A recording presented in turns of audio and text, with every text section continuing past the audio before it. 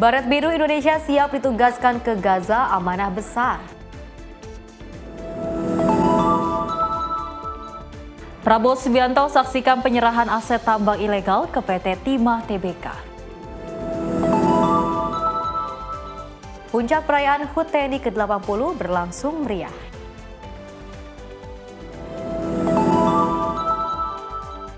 Implementasi Zero Odol efektif pada Januari 2027. Maling berencana dalam gentayangan di Medan.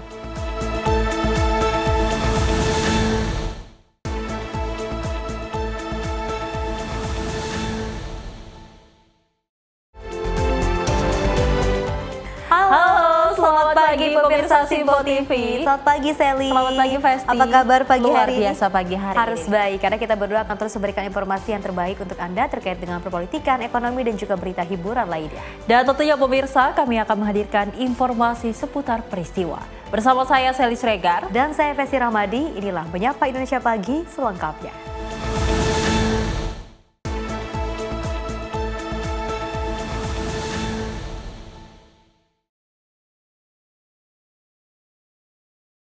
Pemirsa, kita awali dengan berita utama di mana Presiden Prabowo Subianto ini mengungkap bahwa potensi monasit yang ditemukan di kawasan smelter Timah, Bangka Belitung.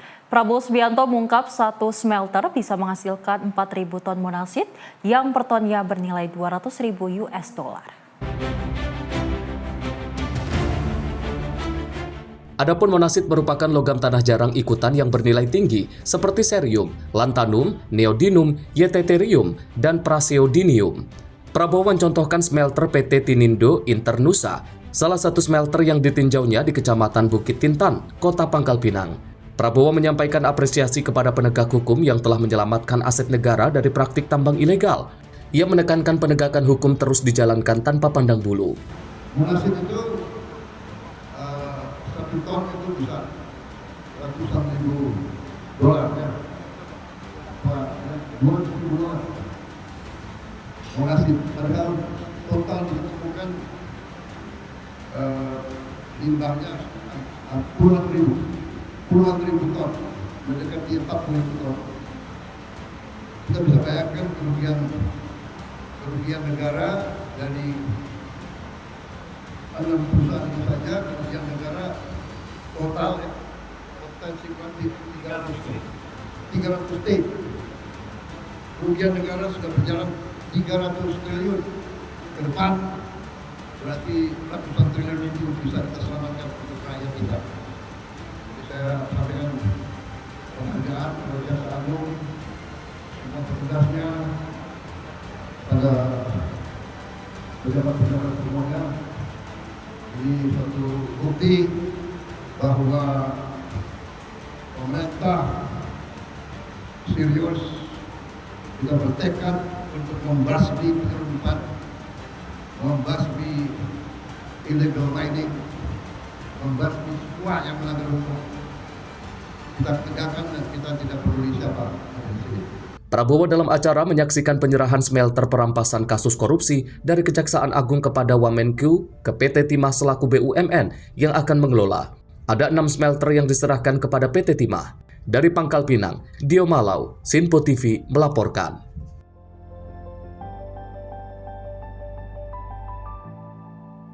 Pemirsa, dalam amanat HUT ke-80 TNI di Monas, Presiden Prabowo juga menegaskan TNI sebagai benteng utama pertahanan negara. Kepala negara juga mengajak TNI aktif melindungi kekayaan alam Indonesia dari ancaman.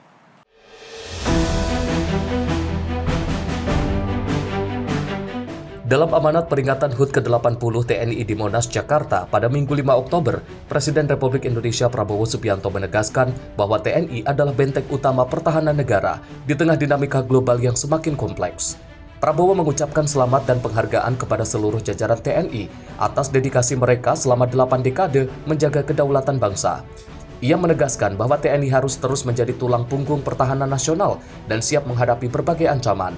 Selain tugas pertahanan, Presiden juga mengingatkan TNI untuk berperan aktif dalam melindungi kekayaan alam Indonesia dari eksploitasi dan ancaman pihak-pihak tidak bertanggung jawab demi menjaga kedaulatan negara. Kita paham dan kita mengerti bahwa Tentara Nasional Indonesia lahir dari rakyat Indonesia. TNI adalah anak kandung rakyat Indonesia. TNI berasal dari rakyat. TNI timbul dan tenggelam bersama rakyat Indonesia. TNI selalu mengabdi kepada bangsa dan rakyat, dan TNI siap mengorbankan jiwa dan raganya untuk bangsa dan rakyat Indonesia. TNI selalu tampil di saat kritis. TNI tidak akan ragu-ragu untuk mengutamakan kepentingan bangsa dan negara dan rakyat di atas segala kepentingan yang lain. Tidak ada tempat untuk pemimpin-pemimpin yang tidak kompeten, yang tidak profesional, yang tidak mengerti tugasnya. Saya perintahkan Panglima TNI, Kepala Staf, kaji terus perkembangan teknologi dan sains. Kaji terus organisasi. Bila perlu organisasi yang usang diganti dengan organisasi yang tepat untuk kepentingan bangsa Indonesia. Ikuti perkembangan teknologi, cyber, teknologi, kecerdasan, sekarang ini artificial intelligence, ikuti, jangan ketinggalan. Tim redaksi Sinpo TV melaporkan.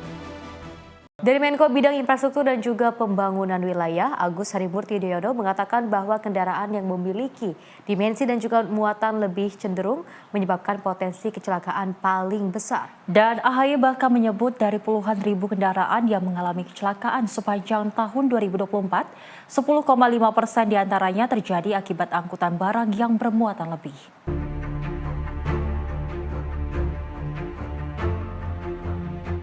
Menko Infrastruktur dan Pembangunan Kewilayahan Agus Harimurti Yudhoyono mengatakan maraknya korban kecelakaan yang terjadi sepanjang tahun 2024, 10,5% diantaranya disebabkan karena kendaraan angkutan barang yang bermuatan lebih. Selain menyebabkan kecelakaan, kendaraan dengan muatan yang melebihi kapasitas juga dapat menyebabkan kerusakan jalan raya yang tiap tahunnya bisa menghabiskan anggaran hingga triliunan rupiah. Namun demikian, pemerintah tidak ingin tergesa-gesa dalam mengimplementasikan penerapan zero odol dan akan terus melakukan koordinasi dengan kementerian dan lembaga terkait. Jadi kami pertama ingin meyakinkan dengan tiban odol, maka kita bisa menyelamatkan masyarakat kita dari kecelakaan yang sekali lagi telah merenggut nyawa. Tadi dari data yang kita dapatkan, tahun 2024 terjadi sekian kejadian, bahkan belasan puluhan ribu yang meninggal, dan 10,5% itu kontribusinya dari kendaraan angkutan barang, termasuk odol. Belum lagi kerusakan jalan raya di sini yang harus akhirnya membutuhkan perbaikan triliunan rupiah setiap tahun harus dikeluarkan untuk bisa memperbaiki jalan-jalan rusak. Juga salah satu dampak ekonomi yang bisa ditimbulkan dari odol. Tapi kami juga memahami bahwa tantangannya banyak. Nah, oleh karena itu tidak ingin sembrono, tidak ingin gerasa gerusuk. Dari Jakarta, Sri Dewi Andayani, Roda Bayu, Sinpo TV melaporkan.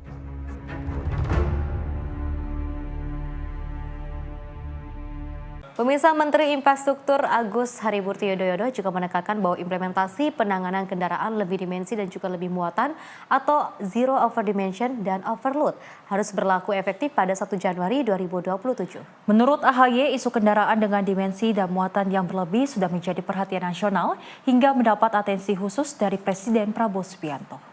Kementerian Koordinator Infrastruktur dan juga Pembangunan Kewilayahan menggelar rapat koordinasi tingkat menteri tentang implementasi rencana aksi nasional penanganan kendaraan lebih dimensi dan juga lebih muatan.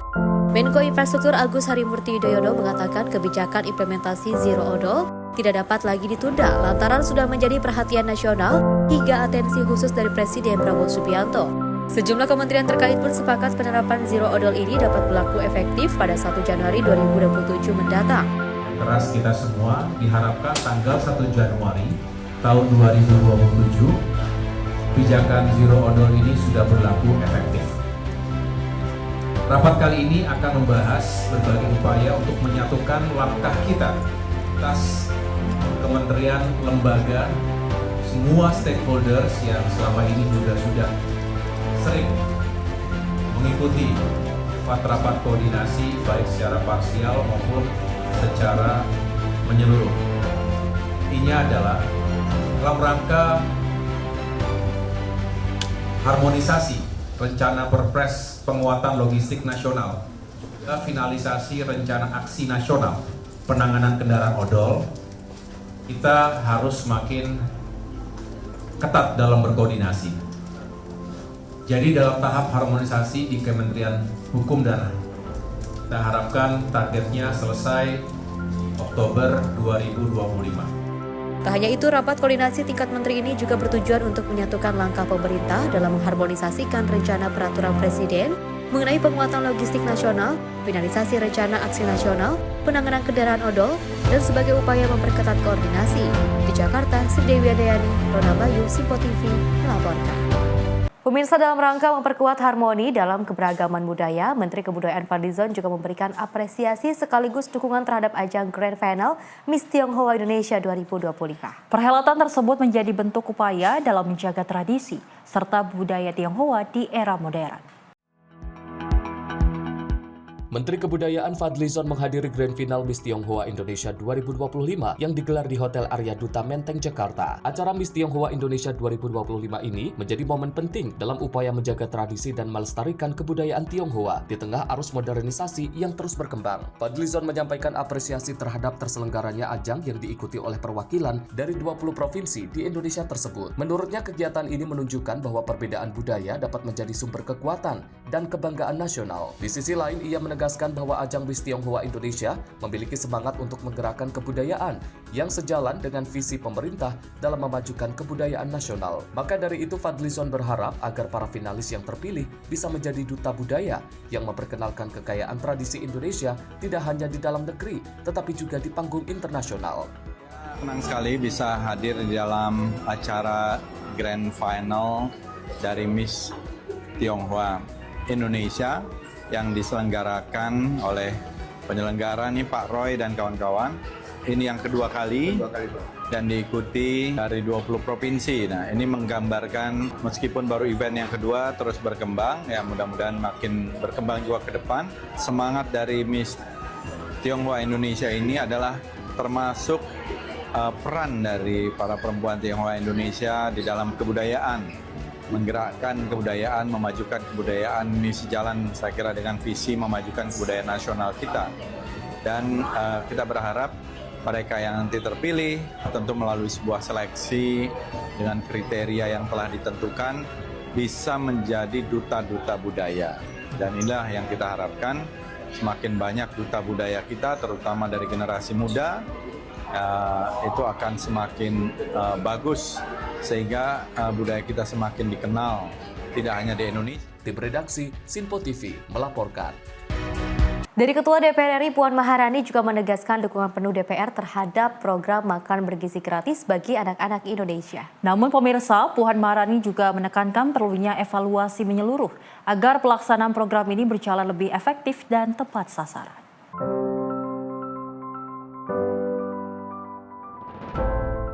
Ketua DPR Puan Maharani menegaskan perlunya evaluasi total pada pelaksanaan program makan bergizi gratis MBG pasca insiden keracunan massal yang menimpa ribuan siswa dalam 2 bulan terakhir di berbagai daerah.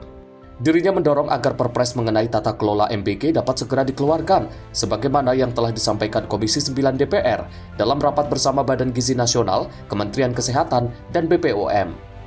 Puan menilai Perpres ini penting agar lembaga terkait bisa bekerja sama menyukseskan program prioritas pemerintahan Prabowo, khususnya dalam rangka meminimalisir dan bahkan menghilangkan jumlah korban keracunan dalam pelaksanaan MBG. Tentu saja karena perlu dilakukan evaluasi secara total dan perlu diperbaiki DPR RI kemarin melalui komisi sudah meminta supaya ada payung hukumnya berupa perpres, dan saya sudah mendapatkan laporannya bahwa akan segera dikeluarkan perpres terkait payung hukum sehingga bisa melibatkan seluruh kementerian lembaga yang terkait sehingga nantinya bisa ikut membantu dan tentu saja menjaga jangan sampai kemudian proses dari penyediaan program makan bergizi ini mempunyai masalah lagi di lapangan. Jadi hal tersebut tentu saja kita harus sama-sama untuk mendukung bagaimana perbaikan di lapangan ini bisa segera ditindaklanjuti oleh pihak-pihak yang terkait, karena memang ini programnya sangat baik untuk anak Indonesia meningkatkan gizi, hanya memang prosesnya dan mekanismenya harus total dievaluasi. Puan mengingatkan kembali pentingnya evaluasi total dalam pelaksanaan MBG, terutama dalam menertibkan dapur satuan pelayanan pemenuhan gizi yang belum memenuhi syarat dan memiliki sertifikat layak higien sanitasi agar kasus keracunan tidak terjadi lagi di kemudian hari. Tim redaksi Simpo TV melaporkan. Di tengah konflik berkepanjangan, tentu saja di Gaza sejumlah prajurit TNI menyatakan kesiapan mereka untuk bergabung dalam misi perdamaian. Saat ditemui di kawasan Monas dalam peringatan HUT TNI ke-80, mereka menegaskan bahwa keikutsertaan ini dilandasi semangat kemanusiaan bukan untuk berperang.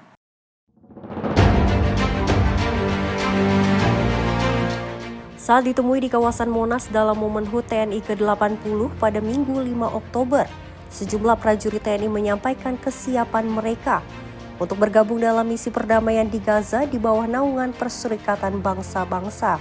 Mereka menegaskan bahwa keikutsertaan ini bukan untuk berperang, melainkan menjalankan misi kemanusiaan demi melindungi warga sipil yang terdampak konflik.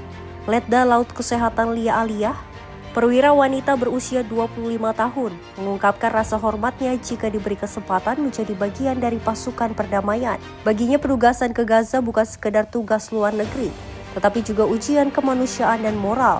Hal serupa disampaikan Sertu Kowatkat Fadila Arsya yang menegaskan bahwa motivasinya adalah nilai kemanusiaan dan profesionalisme dalam bertugas.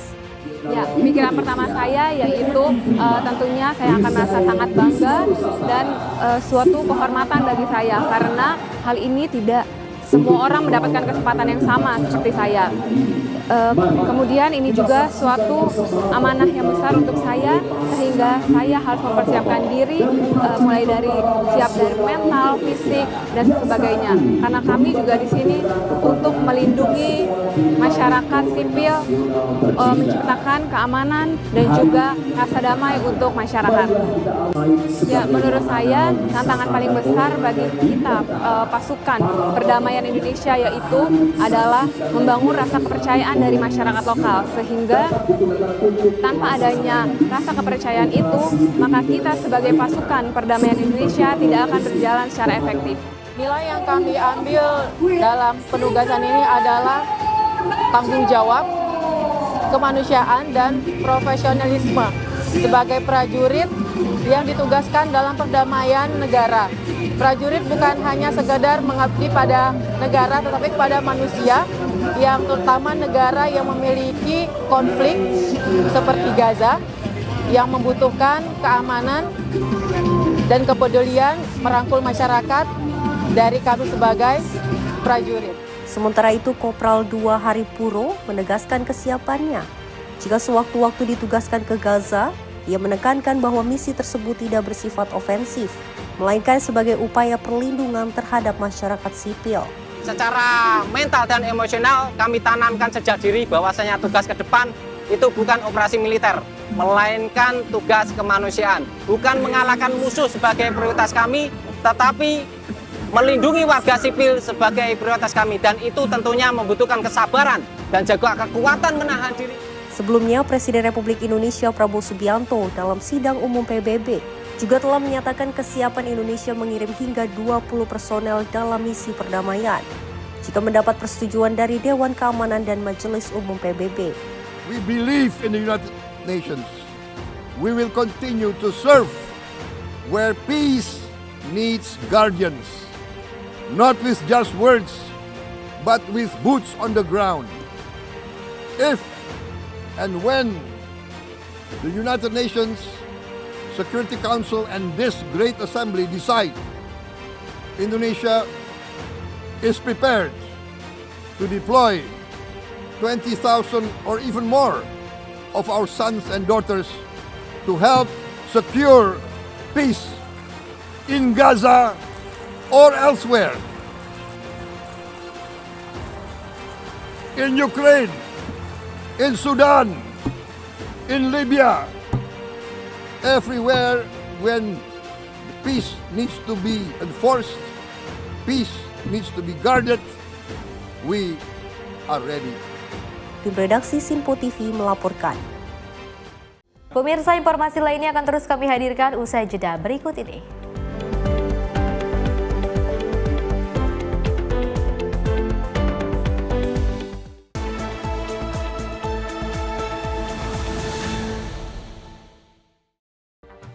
Rangkaian peristiwa penting kami hadirkan untuk menemani sore hari Anda. Regulasi penyiaran yang dinilai peringatan Bastille Day di Play. Pramono menegaskan Pemprov DKI dalam keadaan selamat di atas. Mengabarkan berita yang relevan dengan kondisi hari ini sebagai rujukan informasi menjelang malam tiba. Yang menyelundupkan kokain yang Menteri Pertanian menyampaikan tindak pidana perampokan dan pembunuhan. Lakukan langkah pengawasan secara langsung. Jangan lewatkan dalam Menyapa Indonesia Petang setiap hari hanya di Simpo TV.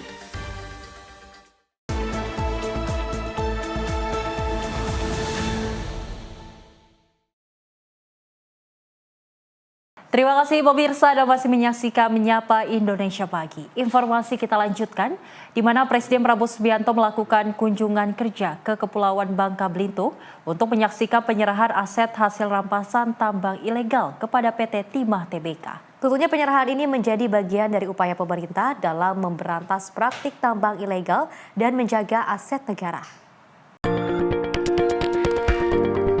Presiden Prabowo Subianto melakukan kunjungan kerja ke Kepulauan Bangka Belitung pada 6 Oktober 2025 untuk menyaksikan penyerahan aset barang rampasan negara dari kasus tambang ilegal kepada PT Timah Tbk. Penyerahan berlangsung di smelter PT Tinindo Internusa, Kecamatan Bukit Tintan yang melibatkan 6 unit smelter dan sejumlah barang sitaan negara. Dalam kunjungan tersebut, Presiden meninjau langsung kondisi aset yang telah melalui proses hukum, termasuk tumpukan tanah jarang dan ingot timah hasil penindakan tambang tanpa izin di kawasan konsesi PT Timah. Ia menyebut nilai aset yang disita mencapai sekitar 6 hingga 7 triliun rupiah, dengan potensi nilai lebih besar jika mineral tanah jarang yang belum terurai diperhitungkan. Pagi hari ini saya ke Bangka. Tadi bersama-sama kita menyaksikan penyerahan rampasan negara dari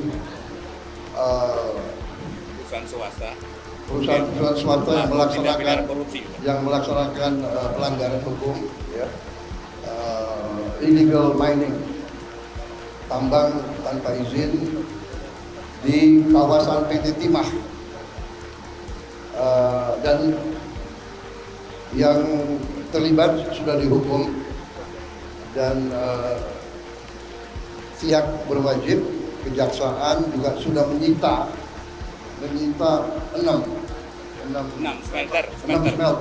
smelter dan di tempat-tempat smelter itu sebagaimana kita lihat sudah ada tumpukan tanah jarang dan juga ingot-ingot timah.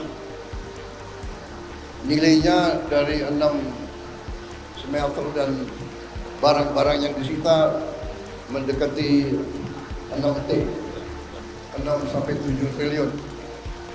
Tapi tanah jarang yang belum diurai mungkin nilainya lebih besar, sangat besar.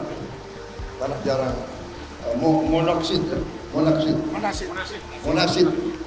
monasid itu 1 ton itu bisa ratusan ribu dolar, ya. Monasid, padahal total diketemukan limbahnya puluhan ribu ton, mendekati 40.000 ton. Kita bisa bayangkan kerugian negara dari 6 perusahaan ini saja kerugian negara total ya potensi kurang 300 T. Kerugian negara sudah berjalan 300 triliun. Ini kita hentikan.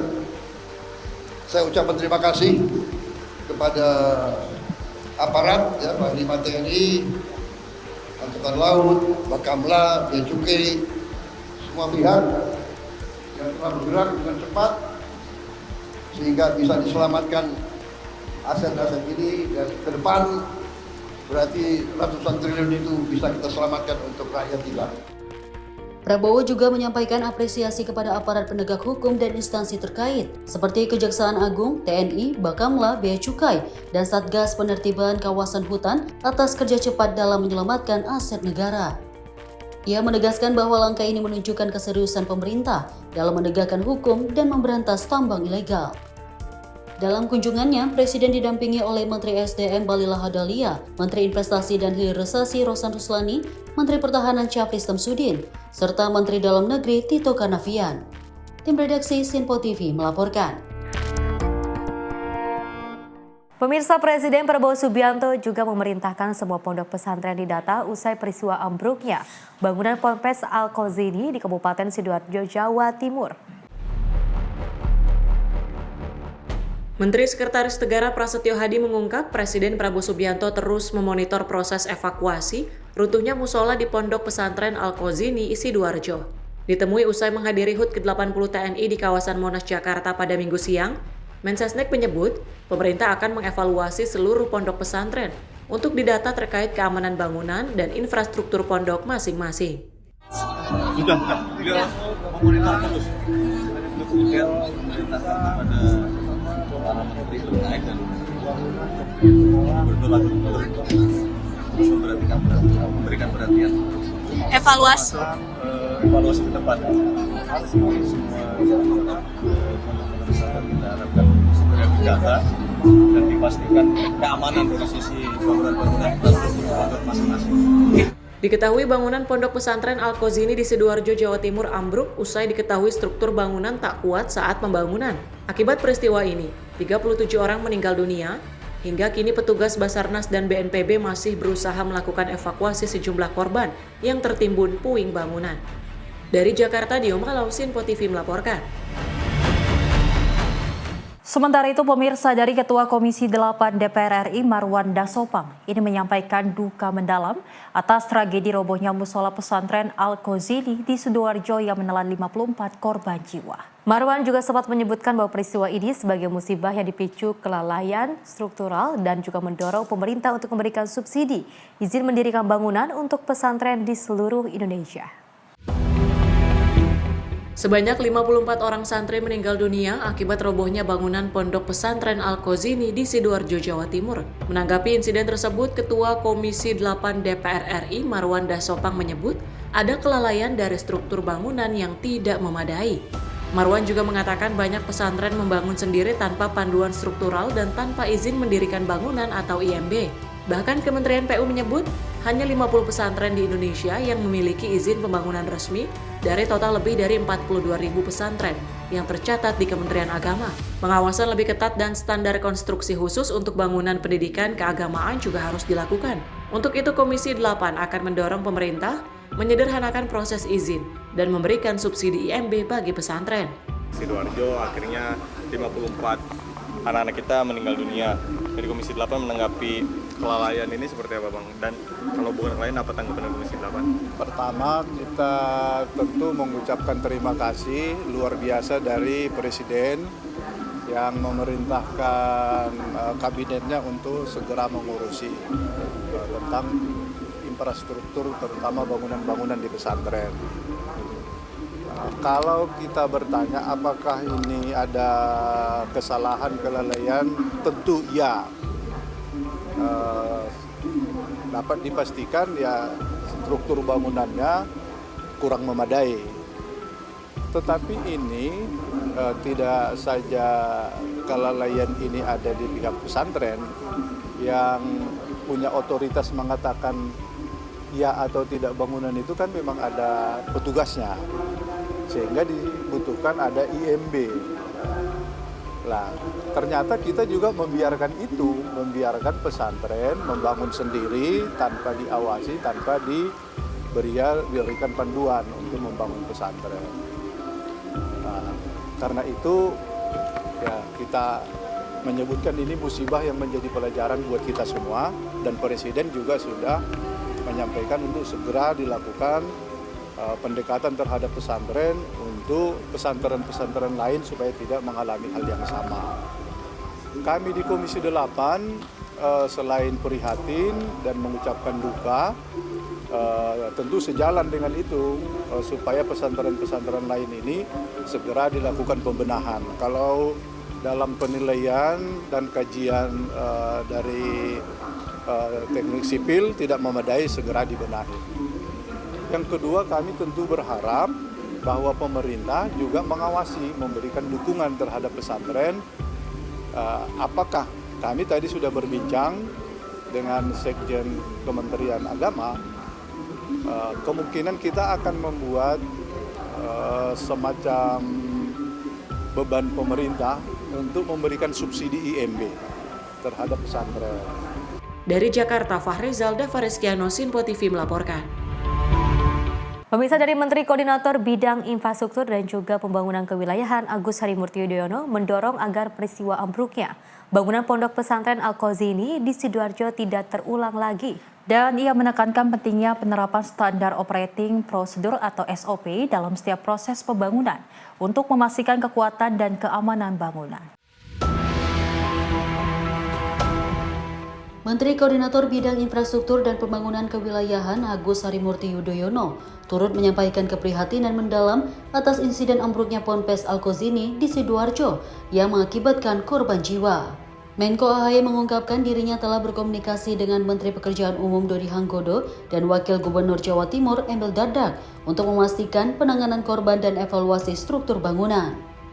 Menurutnya, peristiwa tersebut menjadi pelajaran penting bagi semua pihak untuk lebih disiplin dalam mematuhi standar teknis dan SOP konstruksi, terutama untuk fasilitas publik seperti sekolah, pondok pesantren, dan rumah sakit. Saya rasa ini sesuatu yang sangat serius. Oleh karena itu, sejak awal kejadian ini kita ketahui bersama, maka pertama dan utama harus kita selamatkan korban. Dan memang banyak yang tidak bisa selamat karena kondisi yang buruk sekali, tertimpa dan terjepit, sehingga tidak mudah bagi para petugas untuk bisa mengevakuasi. Ada yang sudah dievakuasi tapi akhirnya tidak selamat juga. Artinya memang kita harus kembali pada mengapa kita harus benar-benar mematuhi standar konstruksi pembangunan fisik. Janganlah kemudian sampai ini memakan korban dimanapun. Jadi saya tentunya ingin ke depan bersama-sama dengan semua kalangan, Kementerian PU, tentu juga dengan semua pemerintah di daerah, berusaha agar menertibkan, agar meyakinkan bahwa bangunan-bangunan infrastruktur, baik itu sekolah, kemudian juga pondok pesantren, termasuk rumah-rumah sakit dan semua yang menjadi fasilitas publik ini memiliki kekuatan dan aman. Ya. Jangan sampai kita abai, tidak mematuhi. SOP itu ada karena memang sudah menjadi hasil riset dan terbukti. Mari sama-sama kita kawal ini sehingga tidak ada lagi kejadian yang memakan korban seperti itu. Dari Jakarta, Jihan Nabila Mutia Anggiani, Sinpo TV melaporkan. Dari Wali Kota Semarang, Agustina Wilujeng berkomitmen untuk memperkuat peran pesantren dalam membangun karakter masyarakat dengan mengajukan rancangan peraturan daerah atau Raperda tentang pondok pesantren. Hal itu disampaikannya saat menghadiri pengajian Majelis Zikir dan Wawasan Burdah Jaga Gawang Aswaja, Kota Semarang di Pondok Pesantren Al-Islah, Mangkang Kulon pada Sabtu 4 Oktober 2025.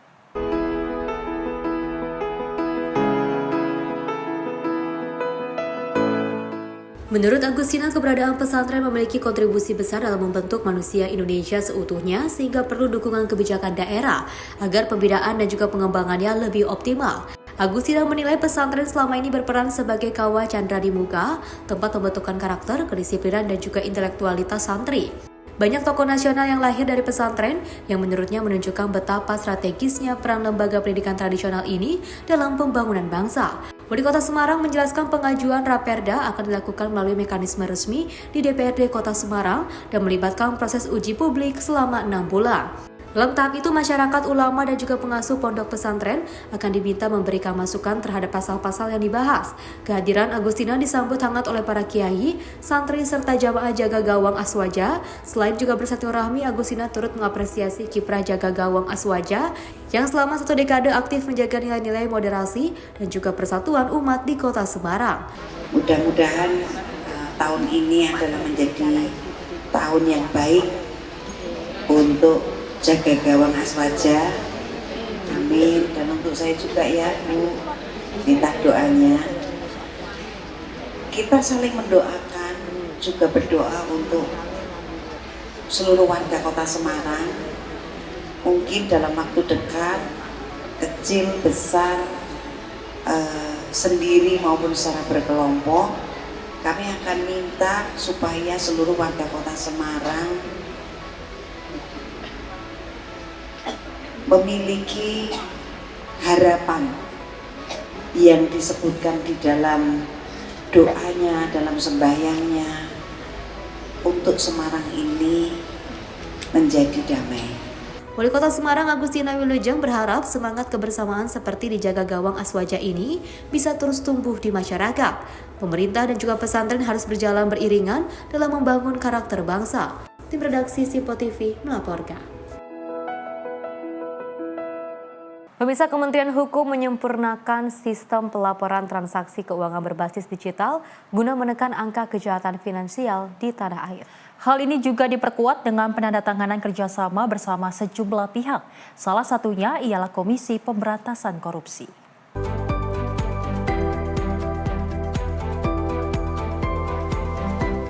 Menteri Hukum Supratman Andi Aktas mengungkapkan sistem aplikasi bernama Beneficial Ownership Gateway diluncurkan sebagai bentuk respon terhadap sejumlah aksi kejahatan keuangan yang marak terjadi di tanah air.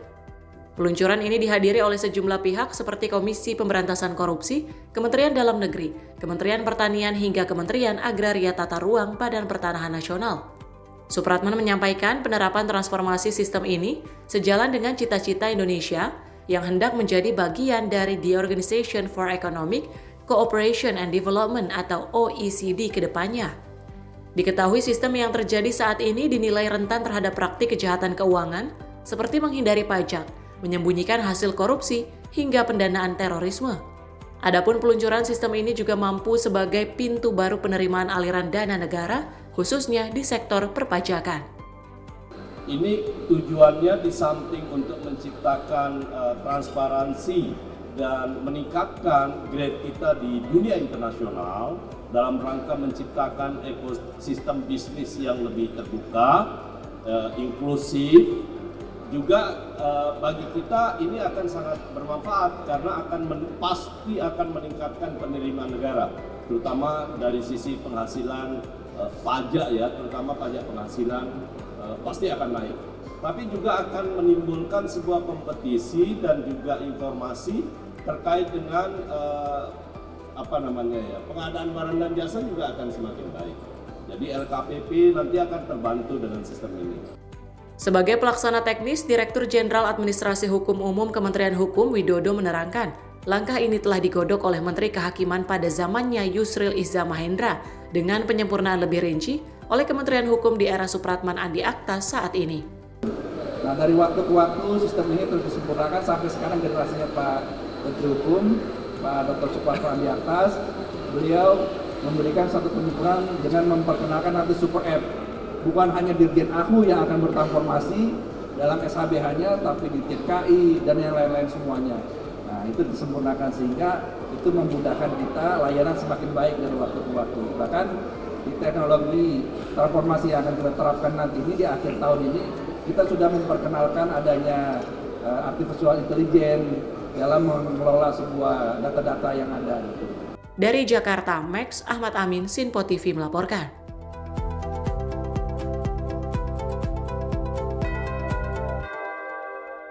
Informasi lainnya, pemirsa, Wakil Ketua MPR Edi Suparno menanggapi bahwa insiden radioaktif Cesium-137 di kawasan industri Cikande, Kabupaten Serang, Banten yang berpotensi mempengaruhi investasi impor maupun ekspor, salah satunya adalah udang.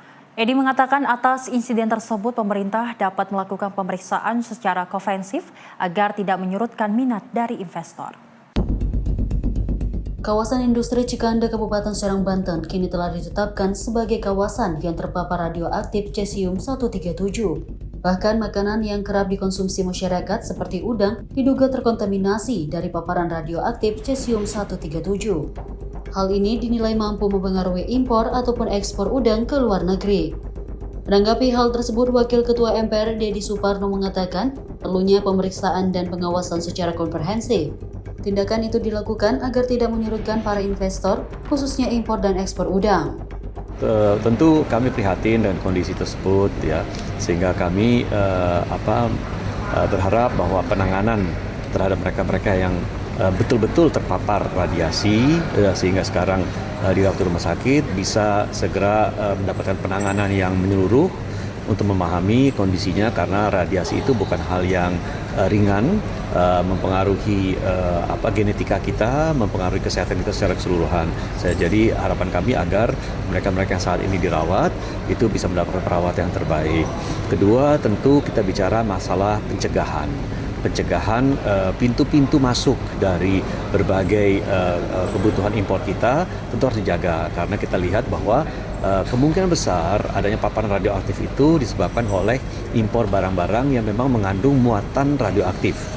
Jadi memang pintu-pintu masuk, pintu-pintu impor kita harus mendapatkan pengawasan dan penjagaan secara ketat, terutama terhadap barang-barang yang kita manfaatkan untuk produksi. Yang kami dengar bahwa ada barang-barang yang kita manfaatkan produksi yang berasal dari hasil produksi di tempat yang lain yang sudah tidak dimanfaatkan lagi, teman dikirimkan ke Indonesia untuk kemudian dijadikan salah satu daripada material untuk produksi kita. Nah, ini saya kira menjadi salah satu perhatian kita. Ketiga, masalah penegakan hukum, ya, bahwa kita harus menelusuri permasalahan ini agar ada penegakan hukum yang konsekuen. Karena bagaimanapun juga sekarang ini kita membutuhkan lembaga yang melakukan penegakan hukum termasuk pengawasan tersebut. Ya, jadi saya berharap bahwa kedepannya akan ada pemeriksaan yang sangat komprehensif terkait ekspor kita, terutama udang, karena sekarang sudah menjadi catatan juga di luar negeri bahwa udang Indonesia terpapar radioaktif. Jangan sampai itu justru akan menyurutkan minat dari importir-importir di luar negeri untuk membeli produk Indonesia. Dari Jakarta, Farizal Davarisiano, Sinpo TV melaporkan. Dari Menteri Investasi dan juga Hilirisasi, Kepala BKPM Rosan Roslani ini menerima kunjungan dari Duta Besar India untuk Indonesia, H.E. Sandeep Chakravarty, dan juga menjajaki kerjasama di sektor mineral kritis dan juga energi. Indonesia dan India sepakat untuk mendorong pertumbuhan ekonomi dan juga hilirisasi industri. Menteri Investasi dan Hilirisasi Kepala BKPM Rosan Roslani menerima kunjungan dari Duta Besar India untuk Indonesia, His Excellency Sandeep Chakravarty di Jakarta.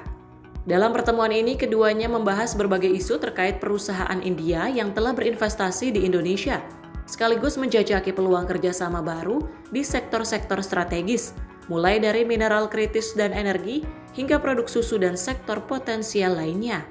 Menurut Rosan, India merupakan salah satu mitra strategis bagi Indonesia dalam mendorong pertumbuhan ekonomi dan hilirisasi industri. Maka dari itu pertemuan dengan duta besar ini untuk fokus membuka peluang di seluruh provinsi agar bisa membangun dialog kebijakan yang efektif untuk mengatasi tantangan ekonomi. Tim redaksi Sinpo TV melaporkan. Pemirsa, Kementerian Komunikasi dan juga Digital ini meluncurkan Indeks Masyarakat Digital Indonesia atau IMDI 2025, dan pada tahun ini nilai nasional IMDI mencapai 44,53, naik dibandingkan dengan tahun sebelumnya. Pemerintah menilai kenaikan ini menunjukkan adanya kemajuan dalam literasi digital dan pemanfaat teknologi di masyarakat. IMDI diharapkan menjadi kompas kebijakan digital menuju terwujudnya Indonesia Emas 2045. Peluncuran IMDI 2025 dilaksanakan oleh Kementerian Komunikasi dan Digital bersama Badan Pengembangan Sumber Daya Manusia Komdigi. Indeks ini mengukur sejumlah aspek seperti akses digital, literasi, keamanan cyber, hingga partisipasi masyarakat dalam ekonomi digital. Menurut Kementerian Komdigi, peningkatan nilai IMDI menunjukkan hasil dari berbagai program transformasi digital nasional. Namun pemerintah tetap mendorong pemerataan akses teknologi di seluruh daerah agar tak ada kesenjangan digital. Kita meluncurkan Indeks Masyarakat Digital Indonesia 2025 yang melibatkan survei dengan 18.000 responden atau individu dan 11.000 unit usaha, dan hasilnya adalah di tahun 2025 ini kita naik dari 43,34% di 2024 kita naik menjadi 44,53 pada tahun 2025. Kementerian Komdigi berharap IMDI 2025 dapat menjadi dasar penyusunan kebijakan yang lebih akurat dan terukur untuk memperkuat daya saing digital nasional menuju Indonesia Emas 2045. Tim redaksi Simpo TV melaporkan. Pemirsa, momen langka Jenderal Marinir jadi fotografer dadakan, informasinya usai jeda. Berikut ini.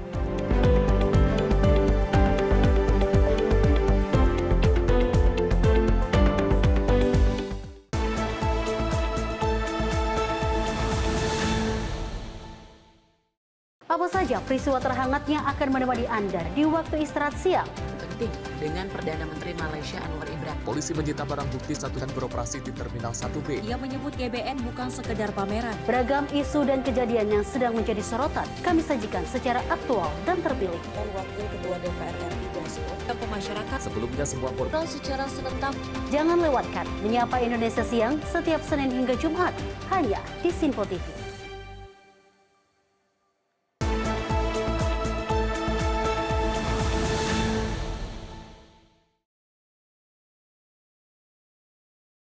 Masih bersama kami pemirsa dalam Menyapa Indonesia Pagi, di mana momen langka dan unik terjadi begitu saja usai peringati HUT TNI, di mana Panglima TNI Jenderal Agus Subianto diserbu warga yang ingin difoto.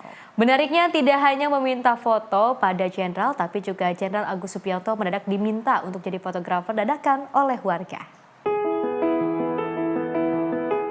Momen unik terjadi usai doa lintas agama dalam peringatan Hari Ulang Tahun TNI ke-80 di Monas pada Sabtu 4 Oktober 2025. Panglima TNI Jenderal Agus Subianto melepas pawai kebangsaan dan diserbu warga yang antusias untuk foto bersama. Tanpa adanya pengawalan yang ketat, Jenderal Agus Subianto melayani warga dengan senyum dan ramah, hingga bersalaman dengan anak-anak.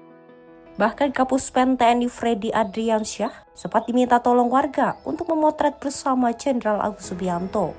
Momen langka ini justru menunjukkan TNI tidak berjarak dan hadir bersama rakyat. Setelah melayani warga untuk berfoto, Jenderal Agus Subianto melanjutkan sesi wawancara dengan berbagai rekan media. Di redaksi Simpo TV melaporkan. Selain itu, pemirsa, Presiden Republik Indonesia Prabowo Subianto juga melakukan pemeriksaan pasukan menggunakan kendaraan taktis Maung dalam upacara puncak HUT ke-80 TNI di Monas. Dalam kesempatan tersebut, pemirsa, Presiden Prabowo Subianto didampingi Menteri Pertahanan, Panglima TNI, Wakil Panglima TNI, serta para Kepala Staf Angkatan untuk menyapa langsung ribuan prajurit yang berdiri dalam formasi upacara.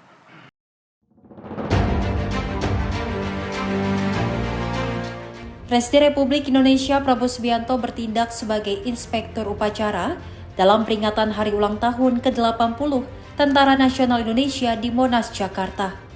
Dengan menaiki kendaraan taktis Maung, Presiden Prabowo Subianto melakukan pemeriksaan pasukan, didampingi Menteri Pertahanan Panglima TNI, Wakil Panglima TNI, serta para Kepala Staf Angkatan. Di atas mobil Maung, Presiden Prabowo Subianto menyapa langsung ribuan prajurit yang berdiri dalam formasi hormat, serta seluruh komponen pendukung yang turut terlibat dalam upacara HUT ini. Suasana hikmat terpancar saat Presiden Prabowo menaikkan tindakan pemeriksaan pasukan di tengah deretan pasukan yang berdiri tegap, menyimbolkan kekuatan dan kesetiaan TNI kepada negara. Dalam kesempatan itu, Presiden Prabowo berulang kali menyampaikan rasa bangga dan terima kasih kepada seluruh prajurit atas dedikasi, loyalitas, dan pengabdian tanpa pamrih dalam menjaga kedaulatan NKRI. Momen pemeriksaan pasukan ini menjadi simbol kedekatan antara Presiden sebagai pemimpin tertinggi Angkatan Bersenjata dengan para prajurit di seluruh tanah air yang siap mengabdi demi kejayaan bangsa dan negara. Dari Jakarta, Jihan Nabila, Rona Bayu, Simpo TV melaporkan. Peringatan HUT ke-80 TNI juga berlangsung hikmat di Monumen Nasional Jakarta. Untuk pertama kalinya, Presiden Prabowo Subianto juga menjadi inspektur upacara. Beragam atraksi dari prajurit TNI mulai dari demo udara hingga parade defile turut memeriahkan peringatan ini. Untuk selengkapnya pemirsa, berikut informasinya untuk Anda.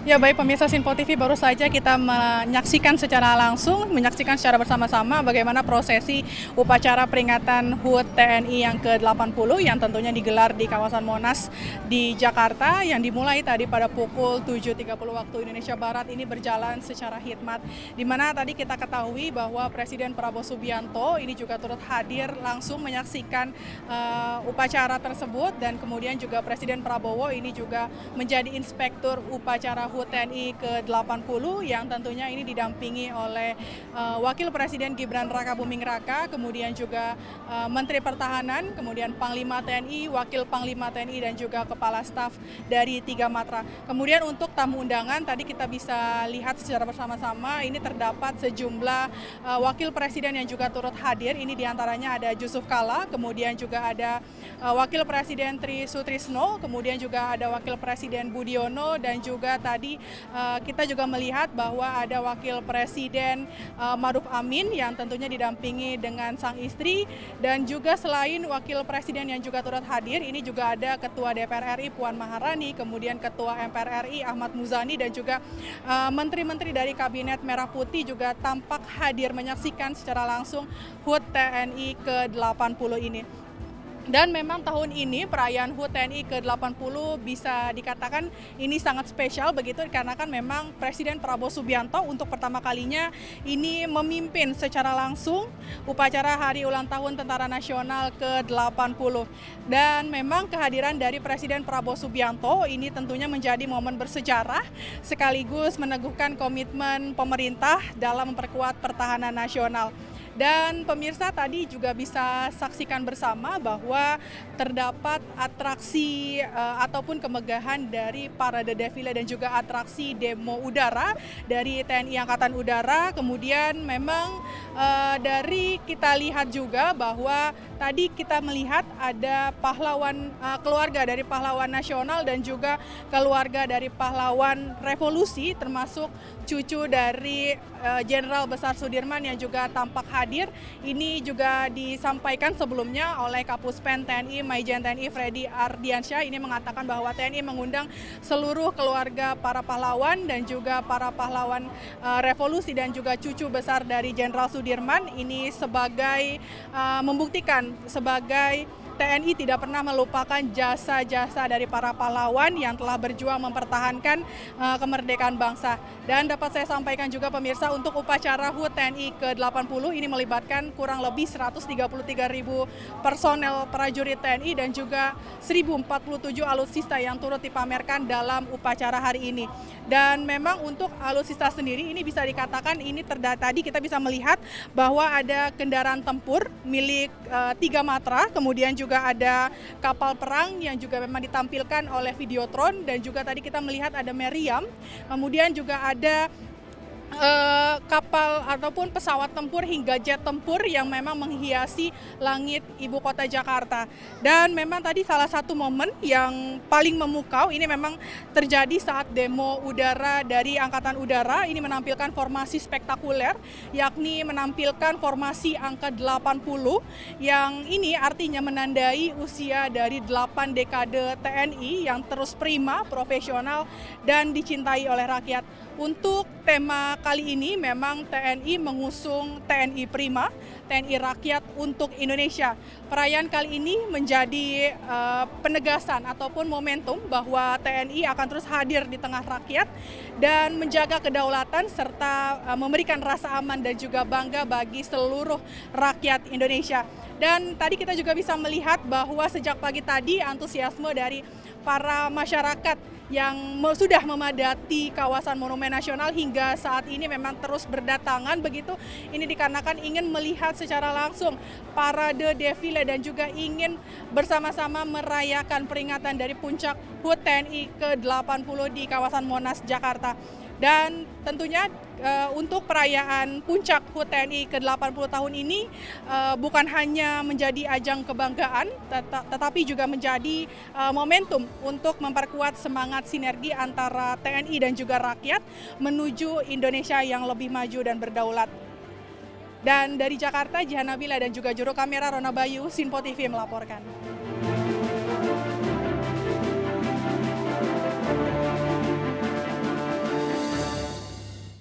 Dalam rangka menyambut HUT TNI ke-80 Tentara Nasional ataupun TNI, Panglima TNI Jenderal Agus Subianto juga menggelar doa bersama di kawasan Monumen Nasional Monas, Jakarta Pusat.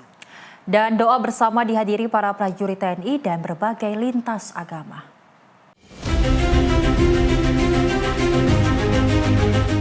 Dengan penuh hikmat, para personel TNI dari berbagai kesatuan serta lintas agama mengikuti doa bersama di Silang Monumen Nasional Jakarta Pusat pada Sabtu sore. Doa bersama ini dalam rangka menyambut HUT ke-80 Tentara Nasional Indonesia atau TNI. Ada sekitar 7.000 peserta diikuti anak yatim yang mengikuti kegiatan doa bersama. Panglima TNI Jenderal Agus Subianto, Kasat Jenderal Maruli Simanjuntak, Kasal TNI Laksamana Muhammad Ali, serta Kasau Marsekal Tony Harjono mengikuti kegiatan doa bersama ini. Panglima TNI Jenderal Agus Subianto mengatakan, doa bersama ini dalam rangka menyambut HUT ke-80 Tentara Nasional Indonesia atau TNI. TNI juga membagikan santunan kepada anak yatim. Tadi sudah dilaksanakan doa bersama dalam rangka hari ulang tahun TNI yang ke-80. Doa bersama dilaksanakan oleh tokoh agama dari semua agama hadir tadi, kemudian juga seluruh elemen masyarakat, kemudian juga anak yatim, sekaligus kita memberikan santunan kepada anak yatim. Kemudian setelah kegiatan doa bersama tadi ada kegiatan kirab yang dilaksanakan oleh TNI dan rakyat. HUT TNI ke-80 mengusung tema TNI Prima, TNI Rakyat Indonesia Maju. Dari Jakarta, Dio Malau, Sinpo TV melaporkan. Pemirsa, informasi lainnya dalam sambutannya dari Presiden Prabowo Subianto juga menyampaikan bahwa ucapan selamat ulang tahun ke-80 untuk seluruh prajurit TNI. Presiden Prabowo Subianto juga mengajak seluruh prajurit untuk terus menjaga semangat pengabdian dan kesetiaan kepada negara dan juga rakyat.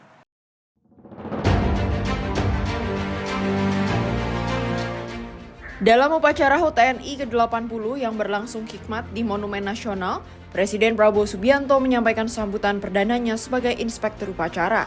Dalam pidatonya, Presiden Prabowo menegaskan bahwa Tentara Nasional Indonesia adalah anak kandung rakyat yang selalu mengabdi dan berkorban demi keselamatan bangsa. Selain itu, Prabowo menyebut TNI sebagai benteng pertahanan negara dan penjamin kedaulatan Indonesia. Prabowo juga turut mengajak seluruh prajurit untuk terus mempertahankan semangat pengabdian, disiplin, dan kesetiaan kepada rakyat. Nama pemerintah negara bangsa dan rakyat Indonesia dan atas nama pribadi saya menyampaikan ucapan selamat hari ulang tahun ke-80 Tentara Nasional Indonesia. Dirgahayu TNI. Saudara-saudara sekalian, marilah kita sejenak ingat sejarah perjalanan bangsa kita dan sejarah perjalanan TNI. Kita faham dan kita mengerti bahwa Tentara Nasional Indonesia lahir dari rakyat Indonesia. TNI adalah anak kandung rakyat Indonesia. TNI berasal dari rakyat. TNI timbul dan tenggelam bersama rakyat Indonesia. TNI selalu mengabdi kepada bangsa dan rakyat, dan TNI siap mengorbankan jiwa dan raganya untuk bangsa dan rakyat Indonesia. Saudara-saudara sekalian, terutama para prajurit TNI yang saya banggakan, di tengah ketidakpastian lingkungan global saat ini, TNI merupakan benteng NKRI. TNI adalah tulang punggung pertahanan Indonesia yang menjadi penjamin kedaulatan kita. Bahwa TNI harus siap melindungi segenap bangsa Indonesia dan seluruh tumpah darah Indonesia. TNI harus siap mengorbankan segala-galanya untuk keselamatan bangsa dan rakyat Indonesia. Dari Jakarta, Jihan Nabila, Rona Bayu, Sinpo TV melaporkan. Selain itu, pemirsa, TNI juga resmi memperkenalkan seragam loreng baru dengan corak digital bernama Sage Green. Keputusan penggunaan seragam ini sudah ditetapkan oleh Panglima TNI dan mulai dipakai prajurit di berbagai satuan.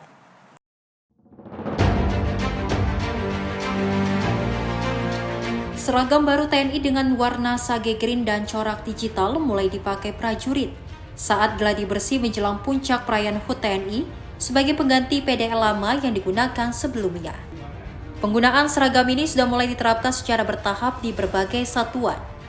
Kapuspen TNI Majen TNI Freddy Ardiansyah menyebut, seragam baru dipilih setelah melalui pengkajian mendalam, mulai dari fungsi tempur maupun nilai penampilan prajurit. Warna sage green dianggap lebih sesuai dengan vegetasi Indonesia, serta memberikan keunggulan kamuflase di lapangan. Selain itu, corak digital yang lebih kecil dibanding PDL Malvinas dinilai lebih modern, sekaligus mendorong rasa bangga dan militansi prajurit dalam menjalankan tugas. Terkait dengan seragam TNI yang baru ini ya, sudah disampaikan oleh Wakil Panglima TNI beberapa hari yang lalu, dan sudah ada keputusan dari Bapak Panglima tentang penggunaan seragam corak baru, ya, sage dengan warna sage green, ya kan? Seperti yang rekan-rekan media lihat di sini dan mungkin lihat di beberapa pasukan dan menggunakan, bahwa prajurit juga menggunakan ya. Setelah melalui pengkajian ya terkait dengan secara fungsi maupun secara nilai penampilan ya, performance, secara fungsi ya dari sisi tempur ya kan, bagaimana warna menyesuaikan dengan vegetasi Indonesia ya kan, pewarnaannya, kemudian bagaimana tingkat kenyamanan dalam penggunaan ya, itu maka dipilihlah corak ini ya, corak PDL TNI baru ya, dengan pola digital. Dari Jakarta, Jihan Nabila, Mutia Anggiani, Simpo TV melaporkan. Pemirsa, dalam memperingati HUT TNI ke-80, TNI bersama dengan pemerintah Kota Jakarta Selatan ini menggelar pesta rakyat di Taman Kawasan Kebayoran Baru, Jakarta Selatan. Pesta rakyat ini dipilih sebagai bentuk kedekatan TNI dengan masyarakat.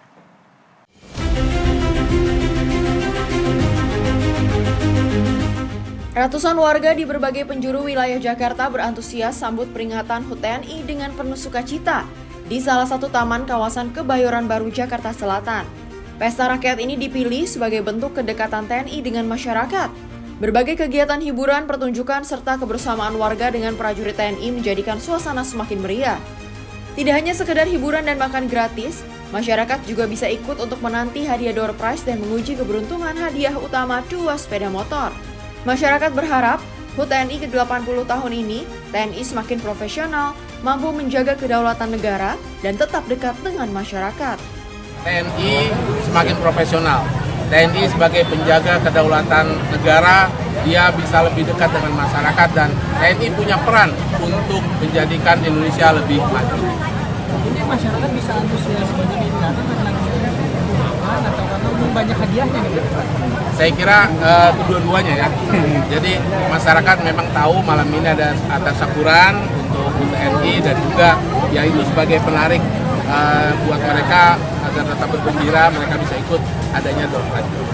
Ini pesta rakyat diselenggarakan dalam rangka hari ulang tahun TNI yang ke-80.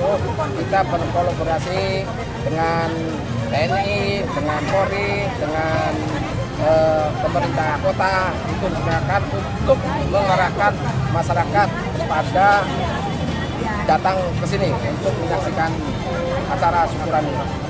Berapa banyak sih kira-kira kalau dikira-kira?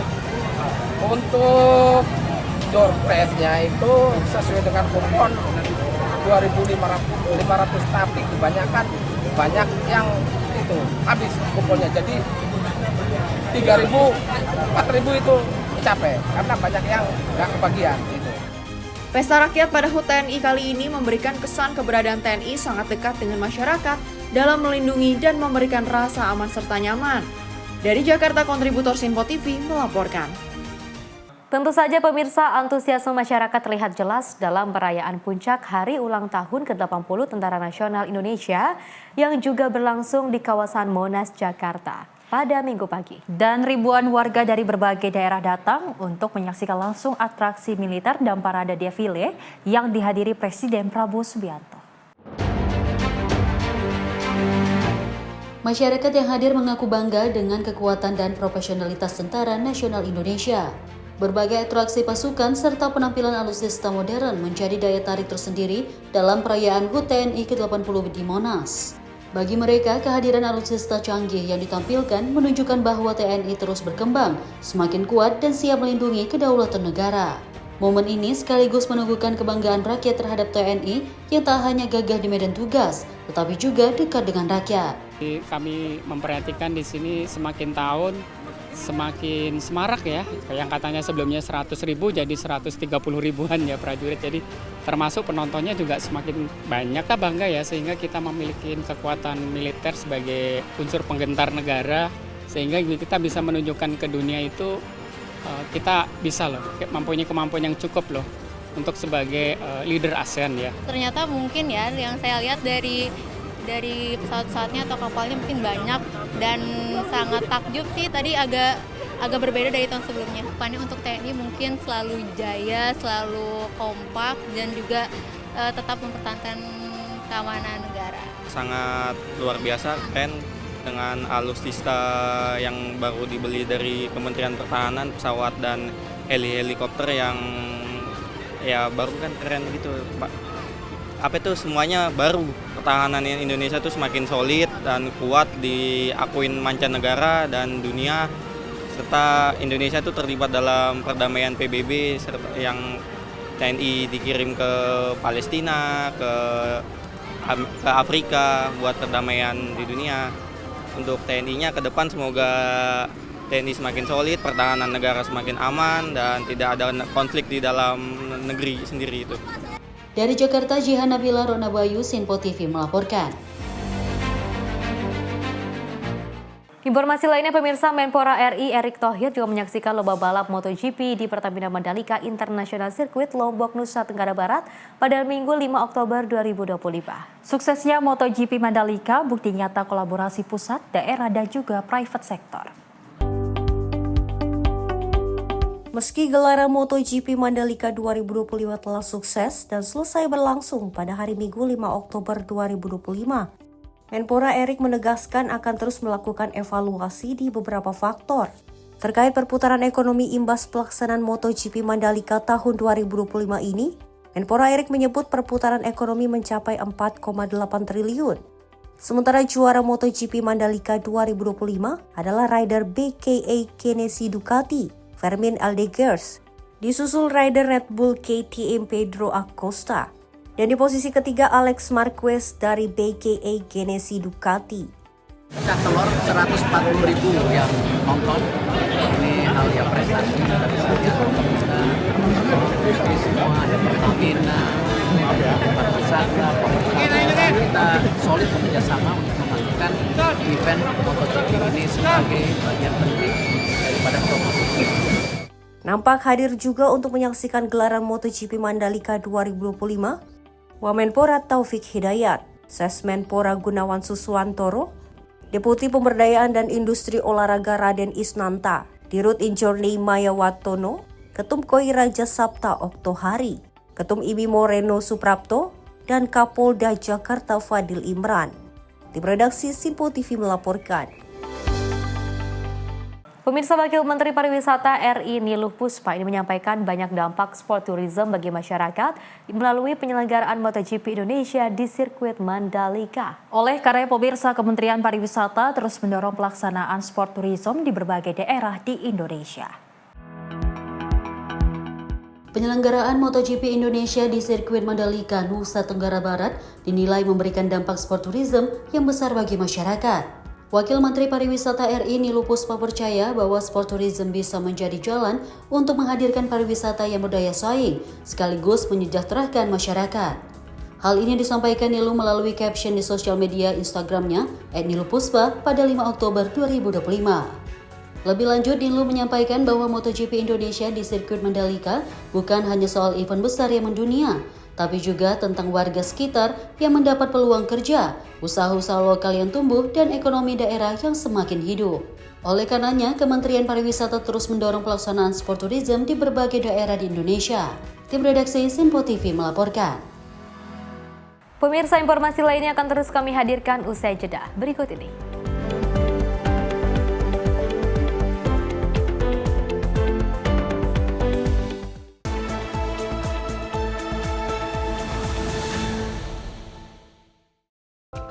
Horas Maju Ajo Medan.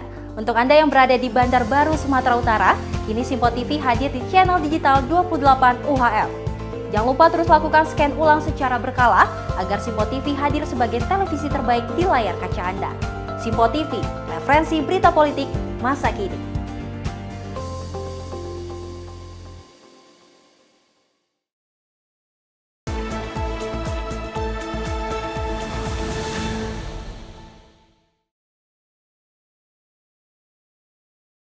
Selamat pagi pemirsa, Anda masih menyaksikan Menyapa Indonesia Pagi, di mana penutupan masa sidang DPR RI bukan sekedar penanda berakhirnya agenda kelembagaan, melainkan juga momentum untuk melakukan introspeksi bersama sebagai bangsa. Tentunya hal tersebut ditekankan oleh Ketua DPR RI Puan Maharani dalam pidato penutupan rapat paripurna ke-6 masa persidangan 1 tahun sidang 2025-2026. Ketua DPR RI Puan Maharani menegaskan bahwa dinamika demokrasi yang terjadi pasca peringatan 80 tahun kemerdekaan Indonesia harus menjadi pelajaran bagi seluruh elemen bangsa untuk lebih mawas diri. Menurutnya, setiap peristiwa harus dimaknai sebagai pengingat bahwa ada hal-hal yang belum dijalankan dengan baik oleh negara maupun masyarakat. Masa persidangan ini diawali dengan peringatan 80 tahun kemerdekaan Republik Indonesia. Pengingat akan pengorbanan, perjuangan, dan cita-cita luhur bangsa. Namun tidak lama berselang setelah itu, kita juga menyaksikan wajah lain dari memaknai kemerdekaan sebagai kebebasan.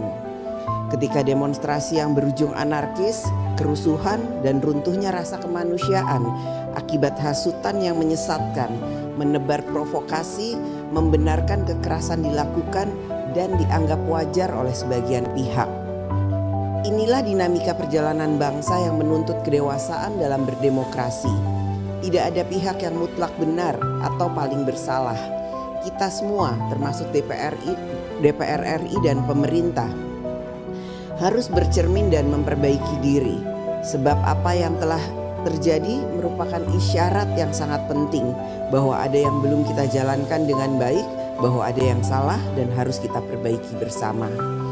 Tugas kita bersama, seluruh anak bangsa dan komponen bangsa, adalah menjadikan setiap peristiwa sebagai pelajaran untuk lebih mawas diri agar persatuan bangsa tetap terjaga, martabat kemanusiaan ditegakkan, dan Indonesia terus melangkah menuju kehidupan yang lebih baik dan lebih baik. Menutup pidatonya, Puan menyampaikan apresiasi atas kerja keras anggota Dewan serta mengumumkan masa reses DPR RI.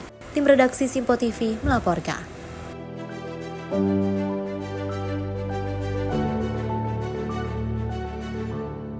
Pemirsa, CEO dan Antara Rosa Roslani juga tak hanya berfokus pada pengembangan kampung haji Indonesia di Mekah, namun juga memberikan perhatiannya pada pengelolaan dana haji. Bekerja sama dengan Badan Pengelola Keuangan Haji atau BPKH, Rosa menyiapkan skema pendanaan untuk memberikan manfaat optimal bagi para jemaah haji Indonesia. Melalui akun Instagram pribadinya, CEO Danantara @rosan_roslani terlihat dirinya melakukan pertemuan dengan Kepala Badan Pengelola Keuangan Haji BPKH Fadlul Imansyah di Wisma Danantara. Pertemuan tersebut menjadi langkah konkret percepatan pembangunan kampung haji Indonesia di Mekah agar berjalan sesuai dengan jadwal sekaligus menyiapkan skema pendanaan yang tepat dan juga berkelanjutan untuk memberikan manfaat optimal bagi jemaah haji Indonesia.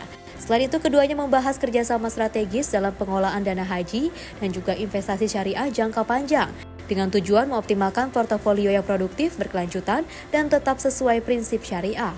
Tim redaksi Simpo TV melaporkan. Pemirsa, dari Ketua DPR Puan Maharani juga mendukung Presiden Prabowo Subianto untuk menerbitkan peraturan Presiden tentang tata kelola makan bergizi gratis dalam waktu yang dekat. Dan Puan berharap seluruh kementerian dan lembaga terkait dapat terlibat setelah diatur dalam Perpres. Presiden Prabowo Subianto berencana akan menaikkan peraturan Presiden mengenai tata kelola pelaksanaan program makan bergizi gratis dalam waktu dekat. Pembuatan aturan soal makan bergizi gratis di tingkat peraturan Presiden ini dilakukan berdasarkan berbagai evaluasi. Menanggal hal itu, Ketua DPR Puan Maharani mendukung penuh langkah Presiden Prabowo yang akan menerbitkan Perpres. Puan mendorong seluruh kementerian dan lembaga terkait dapat terlibat setelah diatur dalam Perpres. Dirinya berharap setelah adanya Perpres, pelaksanaan program makan bergizi gratis tidak terjadi masalah lagi, khususnya di lapangan. Ya, terkait dengan MBG tentu saja karena ini kepentingannya untuk anak-anak generasi penerus bangsa. Bahkan Bapak Presiden pun sudah menyampaikan bahwa ini satu program yang sangat penting bagaimana kemudian meningkatkan gizi seluruh anak Indonesia.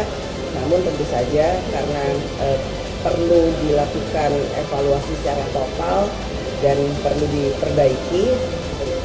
DPR RI kemarin melalui komisi sudah meminta supaya ada payung hukumnya berupa Perpres dan saya sudah mendapatkan laporannya bahwa akan segera dikeluarkan Perpres terkait payung hukum sehingga bisa melibatkan seluruh kementerian lembaga yang terkait sehingga nantinya bisa ikut membantu dan tentu saja menjaga jangan sampai kemudian proses dari penyediaan program makan bergizi ini mempunyai masalah lagi di lapangan. Jadi hal tersebut tentu saja kita harus sama-sama untuk mendukung bagaimana perbaikan di lapangan ini bisa segera ditindaklanjuti oleh pihak-pihak yang terkait karena memang ini programnya sangat baik untuk anak Indonesia meningkatkan gizi, hanya memang prosesnya dan mekanismenya harus total dievaluasi. Dari Jakarta, Farizal Ahmad Amin, Simpo TV melaporkan.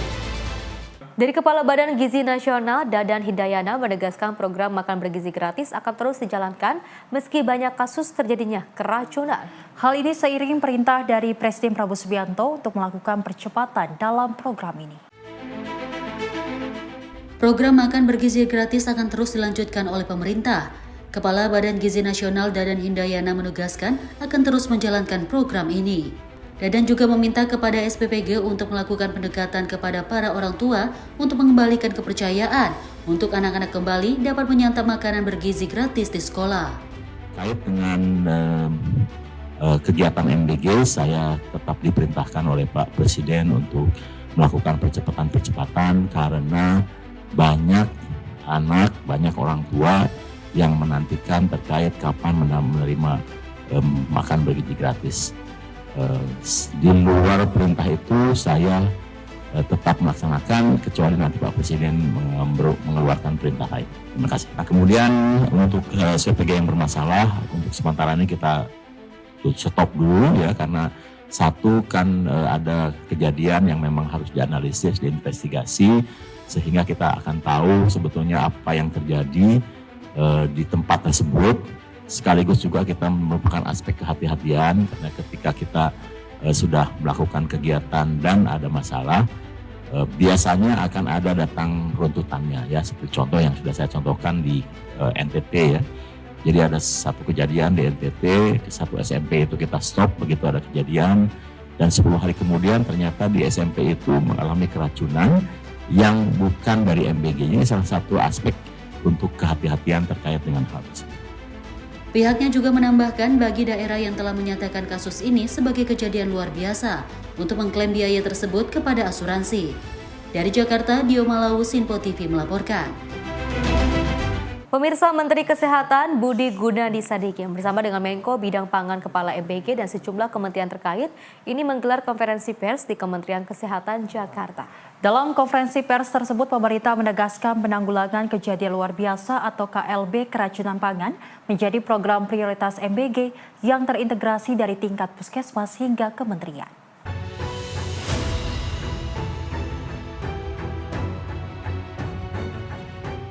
Dalam upaya menanggulangi KLB keracunan pangan makan bergizi gratis, pemerintah melakukan standarisasi laporan dan data kasus.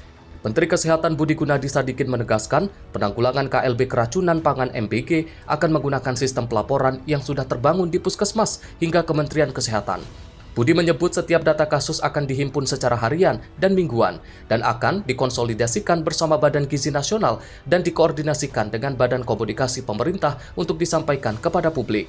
Budi menjelaskan mekanisme pelaporan ini dapat disesuaikan harian, mingguan, maupun bulanan dan bisa diumumkan secara terbuka seperti saat penanganan pandemi COVID-19 lalu. Tadi yang kita bicarakan khususnya dari pengawasan adalah kita ingin melakukan standarisasi dari laporan dan angka-angka. Tadi sudah disetujui bahwa kita akan menggunakan angka sistem laporan yang sekarang sudah terjalin untuk keracunan pangan dari Puskesmas, Dinas Kesehatan, dan Kementerian Kesehatan. Angka-angka itu setiap hari ada, setiap minggu ada, dan nanti angkanya akan dikonsolidasikan bersama antara Kemenkes dan BGN. Dan kami harapkan mungkin nanti kita akan berkoordinasi dengan Badan Komunikasi Pemerintah, kalau perlu misalnya ada update harian atau mingguan atau bulanan yang seperti dulu kita lakukan pada saat COVID, itu kita bisa lakukan. Jadi itu yang pertama, bahwa dari sisi angka-angka yang terjadi, keracunan yang terjadi, kita sudah sepakat menggunakan sistem yang ada sekarang yang sudah dibangun pelaporannya dari level puskesmas ke atas. Dari Jakarta, Jihan Nabila, Rona Bayu, Sinpo TV melaporkan.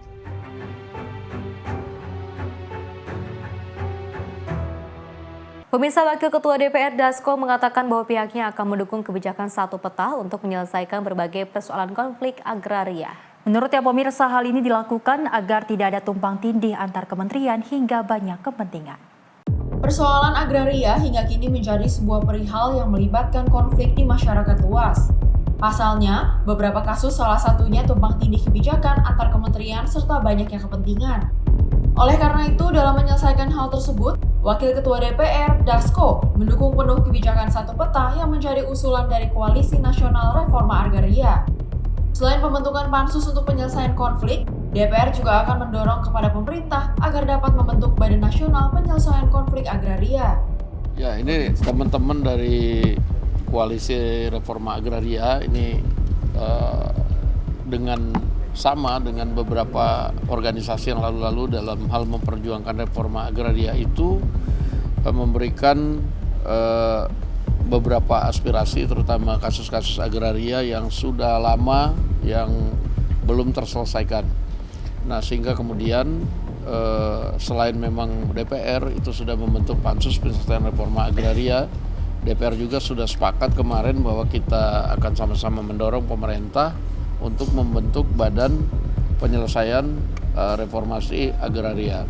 Nah, sehingga permasalahan-permasalahan yang timbul yang sekian lama itu bisa diselesaikan sesuai dengan semangat Presiden Prabowo Subianto untuk kemudian menuntaskan masalah-masalah yang terutama berkaitan dengan kepentingan masyarakat. Demikian. Dalam kesempatan yang sama, Komando Koalisi Nasional Reforma Agraria, Wahidah Baharudin mengapresiasi langkah DPR yang telah membentuk Pansus Penyelesaian Konflik Agraria. Dirinya berharap keluhan dari pihaknya dapat disampaikan ke Presiden Prabowo Subianto melalui DPR. Ya, kami mengapresiasi apa yang sudah dilakukan teman-teman di DPR yang kemudian ada hari ini alhamdulillah sudah terbentuk satu pansus ya, dan kami berharap memang bahwa melalui pansus ini bisa menyelesaikan hal-hal yang sangat urgent yang sekarang ini yang dihadapi teman-teman petani. Ada beberapa konflik yang kemudian juga di situ ada penyerangan secara fisik terhadap petani, kemudian ada juga kriminalisasi.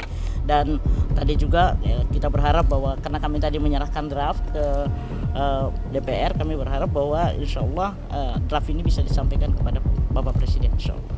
Saya Wahidah Bahurdin Pak, Ketua Umum Solidaritas Rakyat Mandiri Indonesia sekaligus Komando Nasional Reforma Agraria. Dari Jakarta, Fahrizal Davkaristiano, Simpo TV melaporkan. Pemirsa, untuk membantu program pemerintah dalam bidang pendidikan, Lembaga Masyarakat Kelurahan Pondokopi bekerjasama dengan Yayasan Nara Kreatif menggelar kegiatan belajar paket A, B, dan C secara gratis di halaman RPtra Pesona Pondokopi, Durensawit, Jakarta Timur pada Sabtu pagi. Kegiatan belajar paket A, B, dan C ini diikuti puluhan peserta dari usia 17 tahun hingga usia 50 tahun.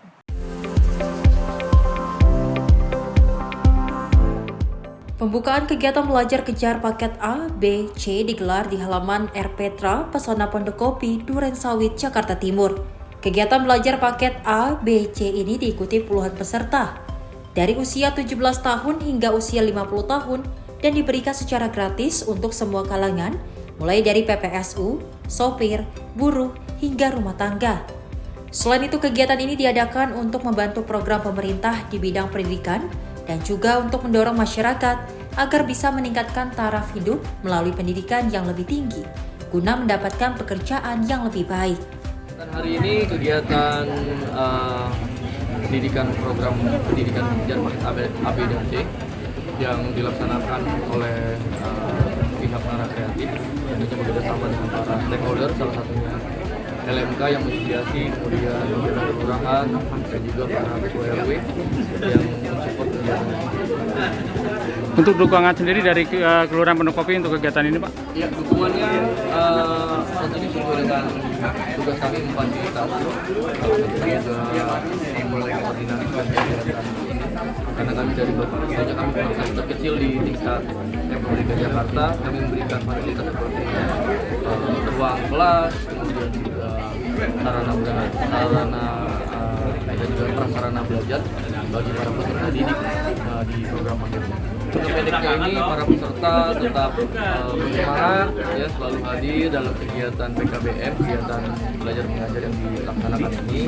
Dan jangka panjangnya tentunya setelah kegiatan ini selesai bisa bermanfaat, meningkatkan strata pendidikan, dari strata pendidikan mendapatkan pekerjaan, kemudian mendapatkan penghasilan, ya, dan juga meningkatkan taraf hidup masyarakat.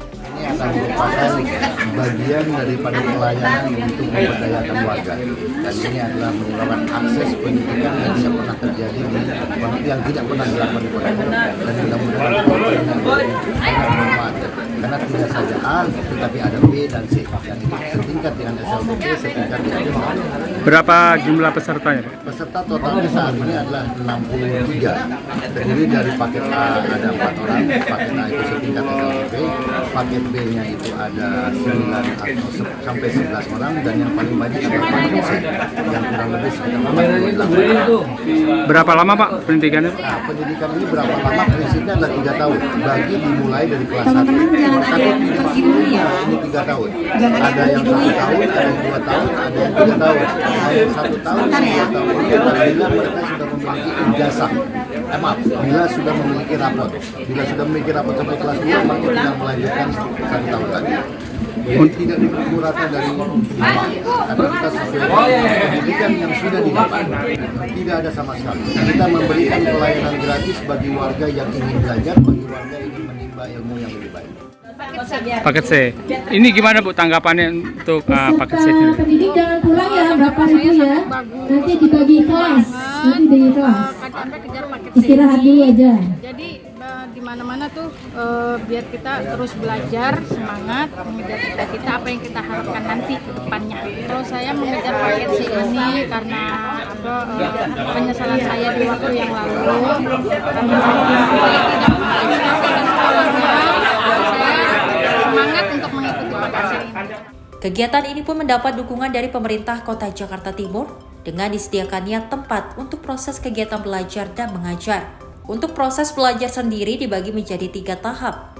Paket A untuk sekolah dasar, paket B untuk sekolah menengah pertama, paket C untuk sekolah menengah atas, dan diadakan selama 3 tahun dengan waktu pertemuan 1 minggu sekali setiap hari Sabtu. Dari Jakarta, Joko Puji, kontributor Simpo TV melaporkan. Informasi lainnya, pemirsa, gerakan membersihkan sampah di daerah aliran Sungai Ciliwung, kawasan Hulu Puncak Bogor, Menteri LH Hanif Faisal Nurofik ikut turun langsung bersama dengan masyarakat setempat. Gerakan bersih-bersih ini guna mengatasi pencemaran yang semakin parah dan mencegah bencana yang dapat timbul akibat kerusakan lingkungan. Menteri Lingkungan Hidup Hanif Faisal Nurofik memimpin gerakan bersih-bersih Sungai Ciliwung di kawasan Hulu Puncak, Kecamatan Cisarua, Kabupaten Bogor, Jawa Barat. Gerakan ini melibatkan masyarakat, pelajar, dan komunitas lingkungan untuk membersihkan sampah di daerah aliran Sungai Ciliwung. Sungai Ciliwung yang membentang sepanjang 118 km dari puncak hingga Jakarta Utara, kini menghadapi ancaman pencemaran berat. Menteri Hanif Faisal menggelar gerakan ini sebagai bagian dari upaya pengatasan pencemaran dan pencegahan bencana akibat kerusakan lingkungan. Menteri Hanif juga menyoroti penurunan tutupan hutan di Hulu Ciliwung yang dapat memperburuk potensi bencana, terutama ketika hujan lebat di puncak. Penanaman pohon masif ditargetkan sebagai solusi jangka panjang. Ini luar biasa ya, luar biasa semangat semua kita. Saya menghargai luar biasa semangat ini, mudah-mudahan semua penduduk bisa ketularan. Orang Cisarua ini bersihin sampah rame-rame. Ini suatu amal ibadah yang luar biasa. Karena di bawahnya kita semua ada 2 juta lebih orang yang di bawah Sungai Ciliwung. Sungai Ciliwung ini panjangnya 118 km. Kemudian kita hari ini di Cisarua di das bagian hulu sepanjang dari mulai titik air sampai di das 1, di segmen 1 sepanjang 17 km, luasnya 15.000 hektar. Tapi yang pertama dari luas itu memang Ciliwung ini bentuknya seperti corong yang sering saya katakan, melebar ke atas, menyempit ke bawah sampai ke Depok, Bogor Kota, Depok, Jakarta Timur sama Jakarta Utara. Itu panjangnya 118 km. Jadi dia menampung air banyak sekali di hulu, kemudian menyempit di bagian tengah sampai ke hilir. Ini bahaya sekali, sungainya bahaya sekali. Begitu hujan turun di puncak sangat banyak, maka salurannya menjadi kecil dan itu pasti menjadi bencana. Maka kita perlu siap-siap. Jadi mulai dari hulu, tutupan hutan kita hanya 7 ribuan, sekarang menyusut sampai 6 ribuan. Kita perlu melakukan penanam terus. Kita dengan semua komunitas Ciliwung, komunitas Bogor Selatan, dan semua yang ada, mari kita terus nanam terus di bagian hulu ini. Gerakan bersih-bersih ini juga mendapatkan apresiasi dari masyarakat Cisarua yang turun langsung membersihkan sampah dari sungai. Menteri Hanif menyampaikan bahwa semangat gotong royong warga Cisarua harus menular ke seluruh Indonesia. Gerakan ini diharapkan dapat menjadi model untuk pengelolaan lingkungan di sungai lainnya, seperti Sungai Cipinang yang juga tercemar berat. Dengan semangat bersama, pemerintah dan masyarakat memiliki tanggung jawab untuk menyelamatkan sungai-sungai di Indonesia, terutama Sungai Ciliwung yang menjadi sumber hidup bagi jutaan orang. Dari Bogor, Jawa Barat, tim kontributor Simpo TV melaporkan.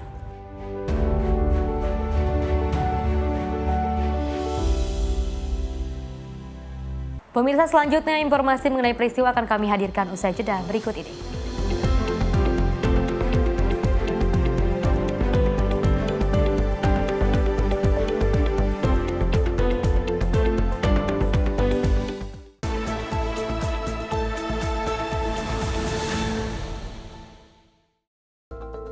Via KBRN Des Jawa Tengah, bagi Anda yang berada di Gombel, Jawa Tengah, siaran Simpo TV kini telah hadir di channel digital 30 UHF.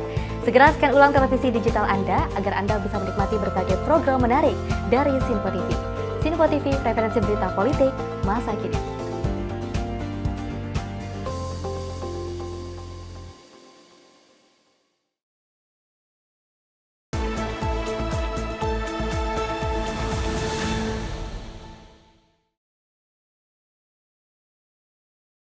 Terima kasih pemirsa Anda masih menyaksikan Menyapa Indonesia Pagi. Informasi kita lanjutkan terkait peristiwa di mana warga Jalan Pelita 5 Medan, Sumatera Utara resah dengan aksi maling bertopeng dan bercelana dalam. Aksi maling bercelana dalam ini selalu terekam dalam kamera pengawas.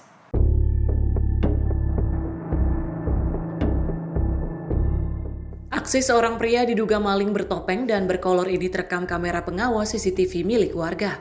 Dalam rekaman kamera CCTV tersebut, terlihat pelaku yang mengenakan sarung untuk menutupi wajahnya dan celana dalam masuk ke areal rumah warga dengan cara melompat pagar.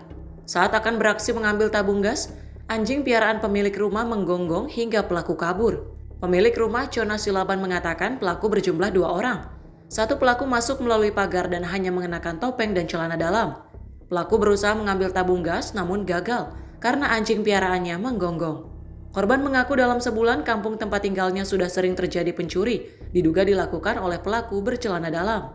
Dia manjat ke gerbang saya, jadi dia mau mengambil gas LPG saya di depan pintu. Memang saya lupa masukkan satu malam itu. Jadi rupanya memang tujuannya mau mengambil itu, tapi nggak dilihat dia anjing saya tidur di kardus itu.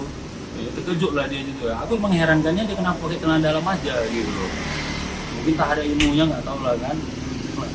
Kayak gitu aja kejadiannya. Jadi ya langsung keluar lah ya. Saya bawa besi sama langsung ke pojoknya, udah lari memang ke arah sana. Warga berharap pengamanan dan pos kamling kembali ditingkatkan karena aksi kejahatan semakin merajalela. Dari Medan, Sumatera Utara, kontributor Sinpo TV melaporkan. Pemirsa, aksi pembobolan kantor pusat kesehatan masyarakat atau puskesmas terjadi di kota Banjarmasin. Dalam beberapa waktu terakhir, sebanyak 4 kantor puskesmas dibobol kawanan pencuri dan sejumlah laptop dan makanan snack sisa pegawai raib diambil.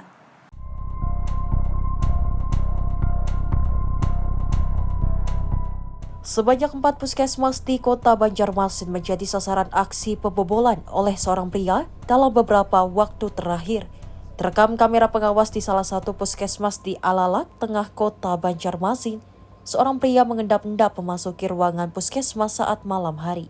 Dengan memakai jaket hitam dan masker, pelaku mencari barang-barang berharga milik puskesmas. Namun aksi pencuri ini berakhir gagal dan tidak membuahkan hasil. Hanya makanan ringan milik pegawai yang berhasil dicuri. Ini masuknya lewat mana itu belum bisa dipastikan. Memang ada jendela kami yang teralisnya itu rusak ya, tidak seperti dipasang teralisnya. Jadi kemarin awalnya diduga di sana masuknya lewat sana. Tapi setelah dilihat polisi penyidik ini tidak ada jejak kaki di atap.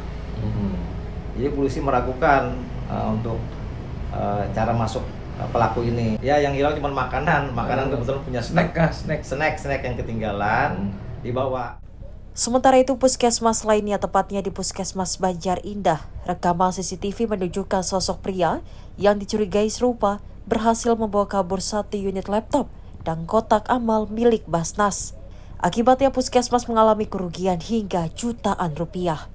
2 lokasi lain yang juga jadi sasaran adalah Puskesmas Teluk Dalam dan Puskesmas Sungai Jingah. Lewat pintu samping, 1 laptop dengan isi Basnas, isi kotak Basnas. Kalau kotak Basnas mungkin kalau lihat dari bulan sebelumnya sekitar 500. Kalau laptop mungkin 4 jutaan mungkin deh. Mungkin kami inilah kalau teralis sudah lengkap aja sebenarnya Bu. Kalau untuk penjagaan pasti kami maksimalkan nantinya. Baru kali ini selama ulun di sini baru kali ini. Meski belum ada rekaman yang menunjukkan wajah pelaku jelas, pola masuk dan sasaran utama yang dituju diduga serupa, yakni mengambil laptop. Kini seluruh kasus telah dilaporkan ke pihak kepolisian dan tengah dalam proses penyelidikan. Dari Banjarmasin, Kalimantan Selatan, Satya Naka, kontributor Sinpo TV melaporkan.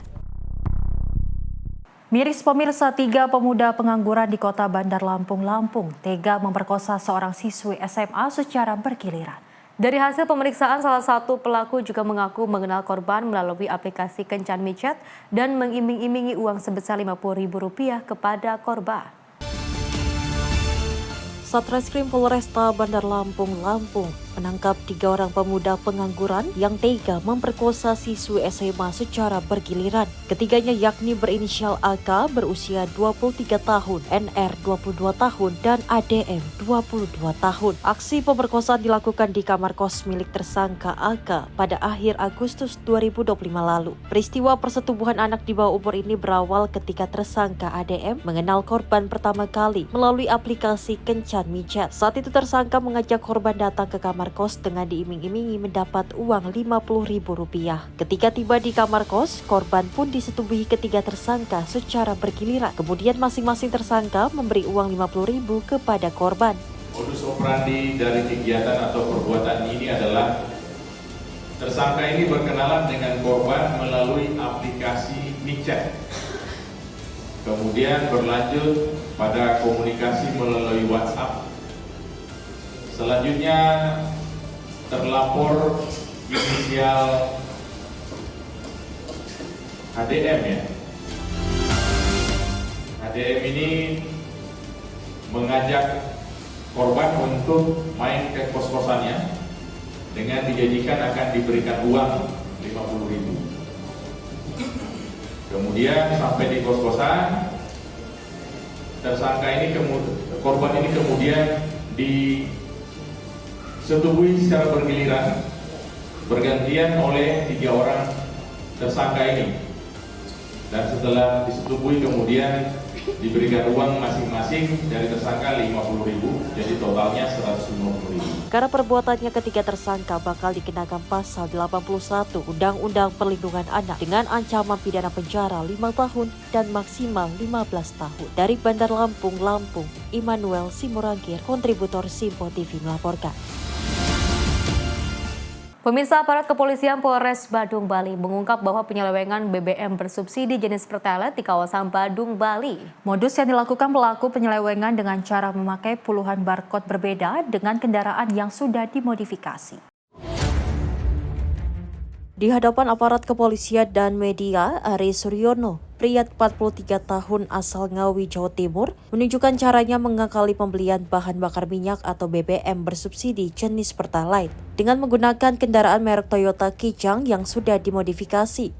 Ari Suryono selanjutnya membeli Pertalite dengan puluhan barcode berbeda di salah satu SPBU di wilayah Desa Cemagi, Kecamatan Mengwi, Badung, Bali. Agar mampu menampung banyak Pertalite, mobil yang digunakan sudah dimodifikasi dengan menambahkan sebuah tutup tangki pada bagian atas tangki kendaraan. Untuk mempermudah mengeluarkan BBM yang dibeli, digunakan mesin pompa minyak modifikasi yang selanjutnya digunakan memindahkan BBM pada jerigen ukuran 35 liter. Caranya langsung dituang ke jerigen melalui pompa. Keras ini kan itu yang dimodifikasi itu apa aja itu? Modifikasi cuma tangki aja ya? Tangki yang atas itu. Enggak memperbesar enggak. Itu dari ukuran berapa menjadi ukuran berapa itu? Ukuran tangkinya itu. Enggak. Awalnya ukuran berapa? Ukurannya tetap. Itu dijual kemana itu? Ke Madura, warung Madura. Ada kerjasama nggak dengan pihak Pertamina melakukan ini, Bang? Enggak. Cuman kalau ngisi tak kasih tambah 10.000. Ada berapa SPBU biasanya yang dijadikan untuk mengisi minyak ini? 1. Biasanya di SPBU di mana, Bang? Cemagi. Cemagi? Ya. Kenapa dipilih di sana? Ya, bisa. Jerigen itu kemudian diantarkan ke pom mini yang berada di warung-warung. Aksi tersangka Ari Suryono tercium aparat kepolisian setelah adanya informasi dari masyarakat tentang penyalahgunaan BBM dengan cara pembelian yang tidak sesuai aturan resmi dari pemerintah. Kepolisian melakukan penyelidikan dan mencurigai adanya mobil dengan jenis Kijang Super kerap melakukan pembelian BBM berjenis Pertalite di salah satu SPBU di wilayah Desa Cemagi, Kecamatan Mengwi, Badung, dengan cara memutar mobil setelah pengisian dan masuk lagi ke TKP untuk mengulangi pengisian sebanyak 3 kali. Aparat pun menghentikan pelaku dan melakukan pengecekan mobil. Polisi sempat dibuat kaget dengan penemuan 8 jerigen berisi BBM Pertalite penuh dan 13 jerigen kosong di bagian belakang mobil. Di hadapan aparat, pelaku mengakui melakukan pembelian BBM jenis Pertalite dengan cara berulang kali membeli Pertalite menggunakan puluhan barcode untuk kemudian dijual ke warung-warung langganannya. Selama beraksi pada periode bulan April hingga September 2025, pelaku berhasil memperoleh keuntungan sekitar 75 juta rupiah. Atas tindakan tersebut, kerugian negara diperkirakan mencapai 159 juta rupiah. Ya, lebih kurang 75 juta rupiah, Pak, yang dia hasilkan dari. Dia sudah berapa lama nih beroperasi? Lebih kurang 6 bulan. Dari bulan April hingga bulan September. Itu dia tahunya upaya seperti ini itu udah belajar dari mana dia? Jadi dalam pemeriksaan kita dapatkan keterangan pelaku bahwa dia pernah melihat dari temannya dulu dan melihat belajar di internet seperti itu, Pak. Ada kemungkinan tersangka lain di kasus ini? Dalam pemeriksaan kita sampai dengan hari ini, kita masih belum temukan fakta-fakta bahwa akan mengembang kepada calon tersangka yang lain, tapi tidak menutup kemungkinan apabila dalam pemeriksaan kita ke depan, kita akan dapatkan pelaku yang lain. Demikian. Belajar dari mana itu? Di mana dia belajar? Di Bali sini atau di luar Bali? Tadi menurut sampai dengan hari ini Pak, pengakuannya menurut dia itu belajar dari temannya dulu, tapi tidak di Jawa, saat dia di Jawa. Karena dia yang bersebut dengan orang Jawa ya Pak. Dan dia baru mulai di sini bulan April seperti itu. Kasat Reskrim Polres Badung Ibtu Azharul Ahmad menjelaskan, dari satu jerigen berukuran 35 liter, pelaku bisa mengambil keuntungan lebih dari kurang Rp410.000. Dalam sehari pelaku bisa membeli 7-10 jerigen. Agar aksinya tidak diketahui, pelaku biasa beraksi saat malam hari. Atas perbuatannya, tersangka Aris Suryono dijerat pasal 55 Undang-Undang Nomor 22 Tahun 2001 tentang minyak dan gas bumi yang telah diubah dalam pasal 40 angka 9 Undang-Undang RI Nomor 6 Tahun 2023 dengan ancaman penjara paling lama 6 tahun dan denda paling banyak 6 miliar rupiah. Dari Bali, Bagus Raditya, Simpo TV melaporkan. Peristiwa lainnya, pemirsa, Direktorat Reserse Narkoba Polda Bali menggerebek kebun ganja dengan sistem hidroponik di salah satu rumah kontrakan di wilayah Desa Ubung Kaja, Kota Denpasar. Dari penggerebekan ini, pemirsa, petugas menangkap pasangan suami istri warga negara asing WNA Belanda dan juga Rusia dengan barang bukti berupa tanaman ganja hidroponik. Berikut perlengkapannya.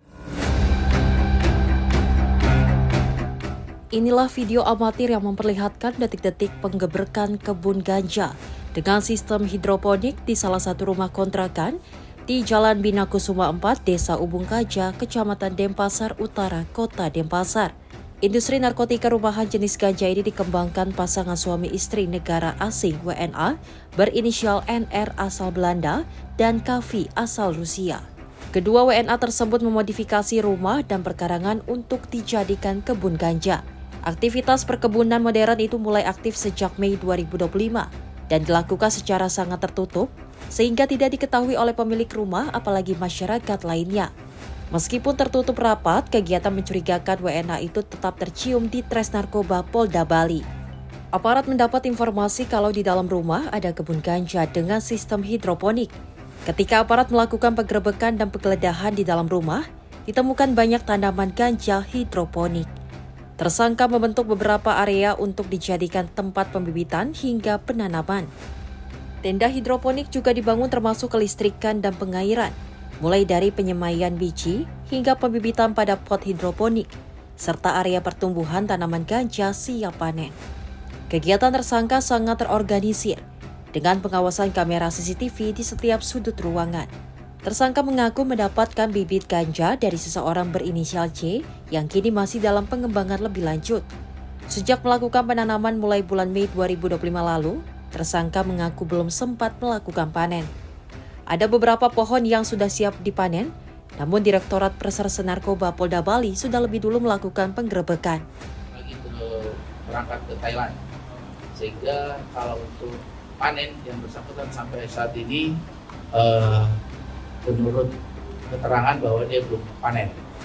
Saat ini kita masih mendalami karena kan kalau kita lihat dari bukti yang ada bahwa ada kemungkinan bahwa yang bersangkutan mungkin juga akan menjual. Karena kan di situ kita lihat memang ada timbangan ya, di dalam kita ada timbangan, sehingga kan ada dugaan bahwa dia juga mungkin akan mengedarkan ke orang-orang yang tertentu yang mungkin dia kenal. Saat ini hanya NR 31 tahun yang berkewarganegaraan Belanda yang sudah ditetapkan sebagai tersangka. Sedangkan istrinya KV berusia 33 tahun asal Rusia masih diperiksa sebagai saksi. Polda Bali terus mendalami jaringan kartel narkoba tersebut, serta penyokong dana yang melibatkan dua WNA tersebut. Dari Bali, Bagus Raditya, kontributor Simpo TV melaporkan. Informasi lainnya pemirsa, di mana seorang ibu berinisial TS yang tega membuang bayi perempuannya telah ditetapkan sebagai tersangka unit PPA Satreskrim Polres Metro Jakarta Selatan. Sementara itu, sang bayi yang juga dinyatakan sehat kini dititipkan dan juga dirawat di panti sosial milik Pemprov DKI Jakarta. TS 28 tahun ibu dari bayi malang yang ditemukan warga di selokan dekat kosan ibunya ditetapkan polisi sebagai tersangka. TS ditetapkan unit PPA Satreskrim Polres Metro Jakarta Selatan sebagai tersangka karena terbukti membuang bayi perempuan tersebut di selokan di Jalan Kirai Cipete Utara, Kebayoran Baru. Kanit PPA Satreskrim Polres Metro Jakarta Selatan AKP Citra Ayu mengatakan, selain ditetapkan sebagai tersangka, saat ini TS juga telah ditahan. Sementara kondisi bayi yang dibuang oleh tersangka dinyatakan sehat. Setelah mendapatkan penanganan medis, bayi tersebut kini dititipkan dan dirawat di panti sosial milik Pemprov DKI Jakarta. Untuk tersangka dari update kejadian pembuangan bayi di Cipete, untuk tersangkanya sudah kita amankan, kita tetap dampingi juga walaupun yang bersangkutan ini adalah pelaku ya, tetap kita dampingi juga karena mau bagaimana pemulihan kesehatan juga kita kondisikan, kita perhatikan kondisinya, kemudian kita sudah lakukan penahanan di atas. Untuk anak sendiri, karena kemarin sudah dipulihkan, diperiksa di Rumah Sakit RSUD Kebayoran Baru, dan ini kita titipkan anak tersebut di Panti Dinas Sosial Balita milik DKI Jakarta. Diketahui tersangka melahirkan anaknya di toilet indekos tempat tinggalnya. TS yang diketahui belum memiliki suami kemudian membuang bayi perempuan itu di selokan yang tak jauh dari indekosnya. Kepada polisi, pelaku terpaksa melahirkan di toilet indekos karena telah mengalami pendarahan. Dari Jakarta, kontributor Simpo TV melaporkan. Pemirsa, informasi tadi sekaligus mengakhiri jumpa kita. Saya Festi Rahmadi dan saya Selis Regar. Terima kasih dan sampai jumpa.